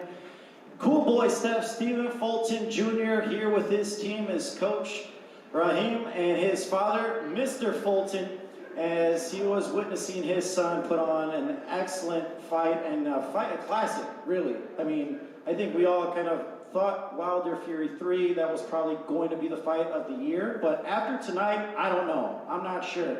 After what we witnessed with Fulton and Figueroa, and you saw him in the ring, they want to run it back. Who knows if we can make that happen? But we'll turn things over now to the champ, Unified Super Bantamweight, Cool Boy Steph, Stephen Fulton Jr. First of all, I'd like to say thank God. Alhamdulillah. Without him, I wouldn't be here. None of us would be here in this position. So thanks to the team, Showtime, Al Heyman, GTP Promotions. I'm blessed. It was a great, hard fight. The fans won tonight more than anything. You know, me and Brandon put on a hell of a performance, hell of a show. It was a tough fight. It was hard earned. I pulled the victory out. And I'm willing to do it again. If not, we can unify again with MJ. I'm open for any, questions available.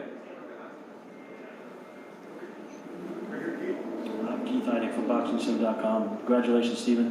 What was it? I know we had spoken earlier about him, the kind of pressure he puts on you. When you were actually in there with him and he's just relentlessly pressuring you, how were you able to deal with it both mentally and physically? I feel like I had to deal with it by staying where I was at. If I would have kept boxing, I feel like I'd have got a little bit more tired than usual. So I feel like I dealt with it by, fighting fire with fire a little bit. That's where I got the open shots to, catch him in between his shots. And I feel like he would only try to, rough me up and, rabbit punch a little bit. But other than that.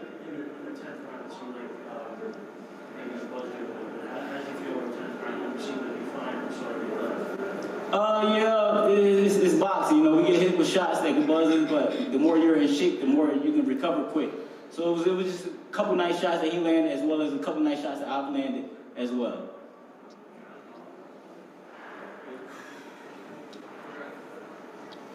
Congratulations, champ Adriana Jimenez with Fino Boxing.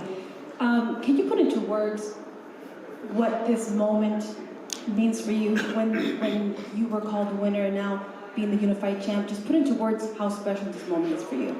It was special because the fight itself was a classic. It was a rough fight. Action from round 1 to 12. It was a hell of a fight. So when you have fights of that caliber and fights like that, it's just like when you become the winner. It's a hell of a feeling. I mean, it's hard work. And I feel like it was hard earned. So it was amazing feeling. Sean? Just real quick before I ask you, where's the WBC strap at, champ? He got it. Okay. But, you know, again, a great fight, and I definitely did score it for you. But was this fight at all a fight where he was doing more damage, even though you were winning rounds, like Meldrick Taylor and Chavez? Obviously, you hold on for the win, unlike Meldrick that night. But did it have that going on at all, where he's doing more damage, even though you're winning the fight? I can say that, but I can say, like I said in the Showtime interview, all I know is how to win. No matter how many times I can get hurt or anything, I'm going to find a way to win. I'm going to always find a way to pull out that victory, and that's what I did tonight.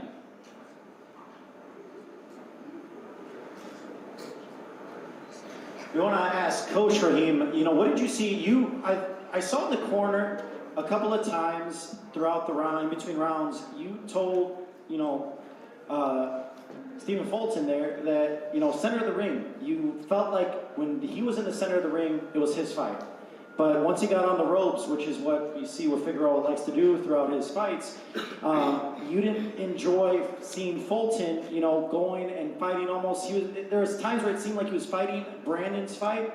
Although, as we saw in the Leo fight, Fulton has proven if it's a war, he can fight in a war. But you, at times, were telling him, I want you to stay in the center of the ring. Is that what you felt, how that fight was going? Yes, that's exactly what I thought. Well, that's exactly what I knew. I noticed that when he would win the beginning of the round, and then he would make the round a little bit more close by giving them rounds back by sitting on the ropes at the end of the round. So when I noticed Brandon is not really that good. He's a good fighter. Take nothing away from him. I think he's a good guy as well. His father, his team is good. But I actually noticed he doesn't fight that well going back. You never see him going back. So I told Steven, I told Steven, if you push him back, keeping him in the ring and push him back, I noticed when Steven started pushing him back, he would stop punching. You don't know how to punch going backwards. So that's why I kept that. Just keep pushing him back, and I noticed when Steven was doing it, he became victorious. We want to go to your father, Mr. Fulton. I mean, you were able to see your son win the WBO and WBC. What was that moment like for you, seeing your son raise those belts in a very, I mean, it was an all-time classic to come to one of his fights and see a classic like that and then see, like he said, to come out victorious in a hard-earned victory. What was that like for you, seeing that? First of all, I can say that there's not enough words in the dictionary to describe that for me. You understand? All I can say is that, you know, it's a beautiful thing. You know, that's my son, I'm proud of him, and, you know, I'm just happy to be here to enjoy this with him. That's it. And now we want to go back to, you know, Steph, as we saw throughout the fight, especially in that 10th round, it seemed like he did hurt you. And he was throwing that flurry of punches, but then you came out in the 11th, and it seemed to be, you were starting to fight more on the move, and that's where you really were able to bounce back. Was that the adjustment you were looking at after that 10th round, and how badly were you hurt at the end of that 10th round? I wasn't very badly hurt. If I was badly hurt, then I wouldn't have been able to continue. I mean, it probably was a couple little stinger shots that are eye-openers for me, but I wasn't really hurt in the sense of I can't defend myself or, you know, well, basically defend myself. I bounced back that 11th round by, you know, getting on the move. I should have did that earlier, but I still see that they didn't give me that 11th round. I feel like I did 11th and 12th round. I pulled those out clean. Well, in my eyes, I mean, I don't know, I'm not a judge, but in my eyes, I felt in the 11th and 12th, things changed when you started to use your legs more. Yeah. You were fighting on the move, you were using your jab, and it didn't seem like Figueroa could keep you in one spot. When he would keep you in one spot, that's when it seemed that he gained the advantage. Is that how you felt in the 11th and 12th when you started to use your legs? It started to, work in your favor? Yes, it did. But when I did stop and we, was in the inside, I don't feel like he just totally, outworked me. I feel like I was landing a lot of good shots in the inside as well as me catching a lot of shots too. Stephen, he said that this was the robbery of the year. Those are his words, obviously. I'm just wondering what your perspective is on that. And did he say anything to you in the ring after the fight? I mean, yeah, it's feelings right now, emotions, frustration, everything like that. I mean, my team will watch the fight back. His team will watch the fight back. If he wanted to run it back, we can run it back.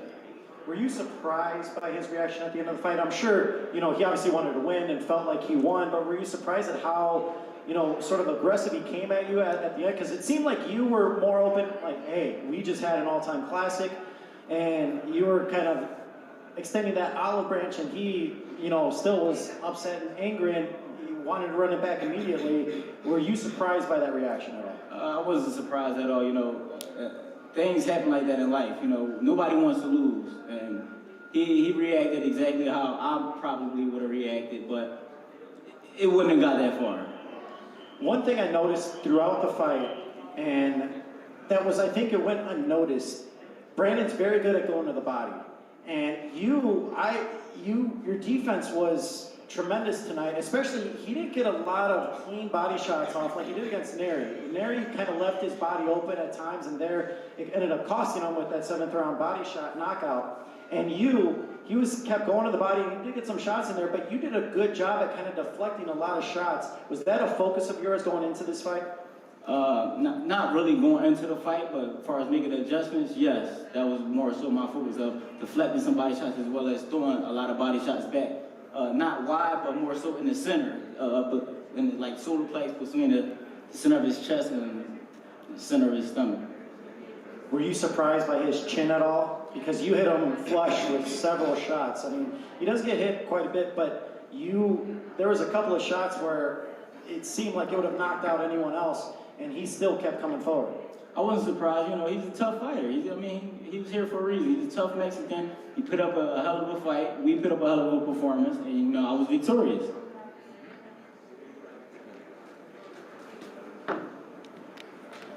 And Stephen, obviously, you're focused on becoming undisputed at 122, and Inoue from Japan is focused on the same in his division. But do you feel like at some point that fight should happen? He should come up from 18 and challenge you for the titles at 22? I feel like it's only a matter of time right now. I want those other belts from MJ, and if we can make that happen, we can make that happen as soon as possible. I'm going to take some time off. I've been training for this fight since June, losing weight since August. So it's not just the hard-earned victory that wears you down. It's more so the work that you put in for over months. So it's all about timing with those caliber of fights, from somebody else that's moving up. Because I'm big as well, I would like to move up as well. So it's all about timing with that. Just gotta ask, I know right now it's about getting to Thanksgiving leftovers, but if that fight ever does happen, he's rated top 3 or 4 pound for pound. Why do you beat Inoue? This fight right here shows I have the dog in me. If I need to stay in there, I'll stay in there, and I also can box. Thanks, Steph. Thank you. Are there any other questions from the media members? If not, we'll cut you guys loose. Thank you for coming.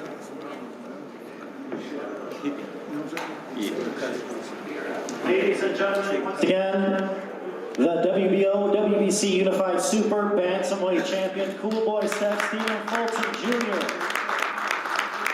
in a classic with Brandon Figueroa.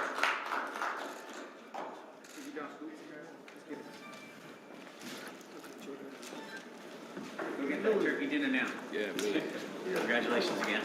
Congrats. I'll tell you boys if I'm allowed to call this out.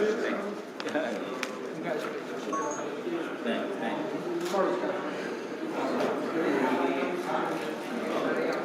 So So folks, this is Sean behind the camera here, and we're gonna wait and see if Brandon Figueroa will be showing up to tonight's post-fight. So keep it locked.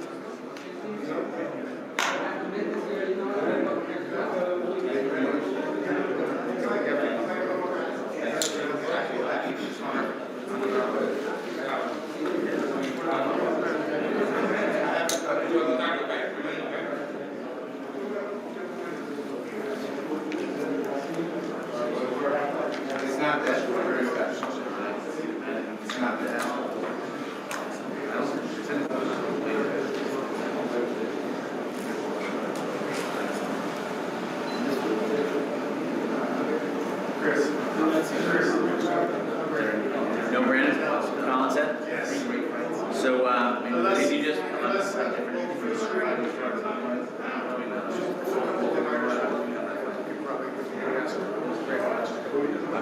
don't see Colin saying that he's not going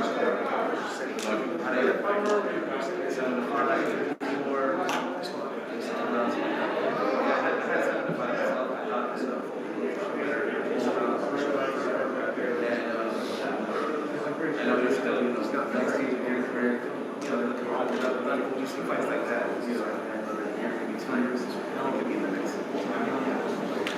So you could just, he's not going to come yet.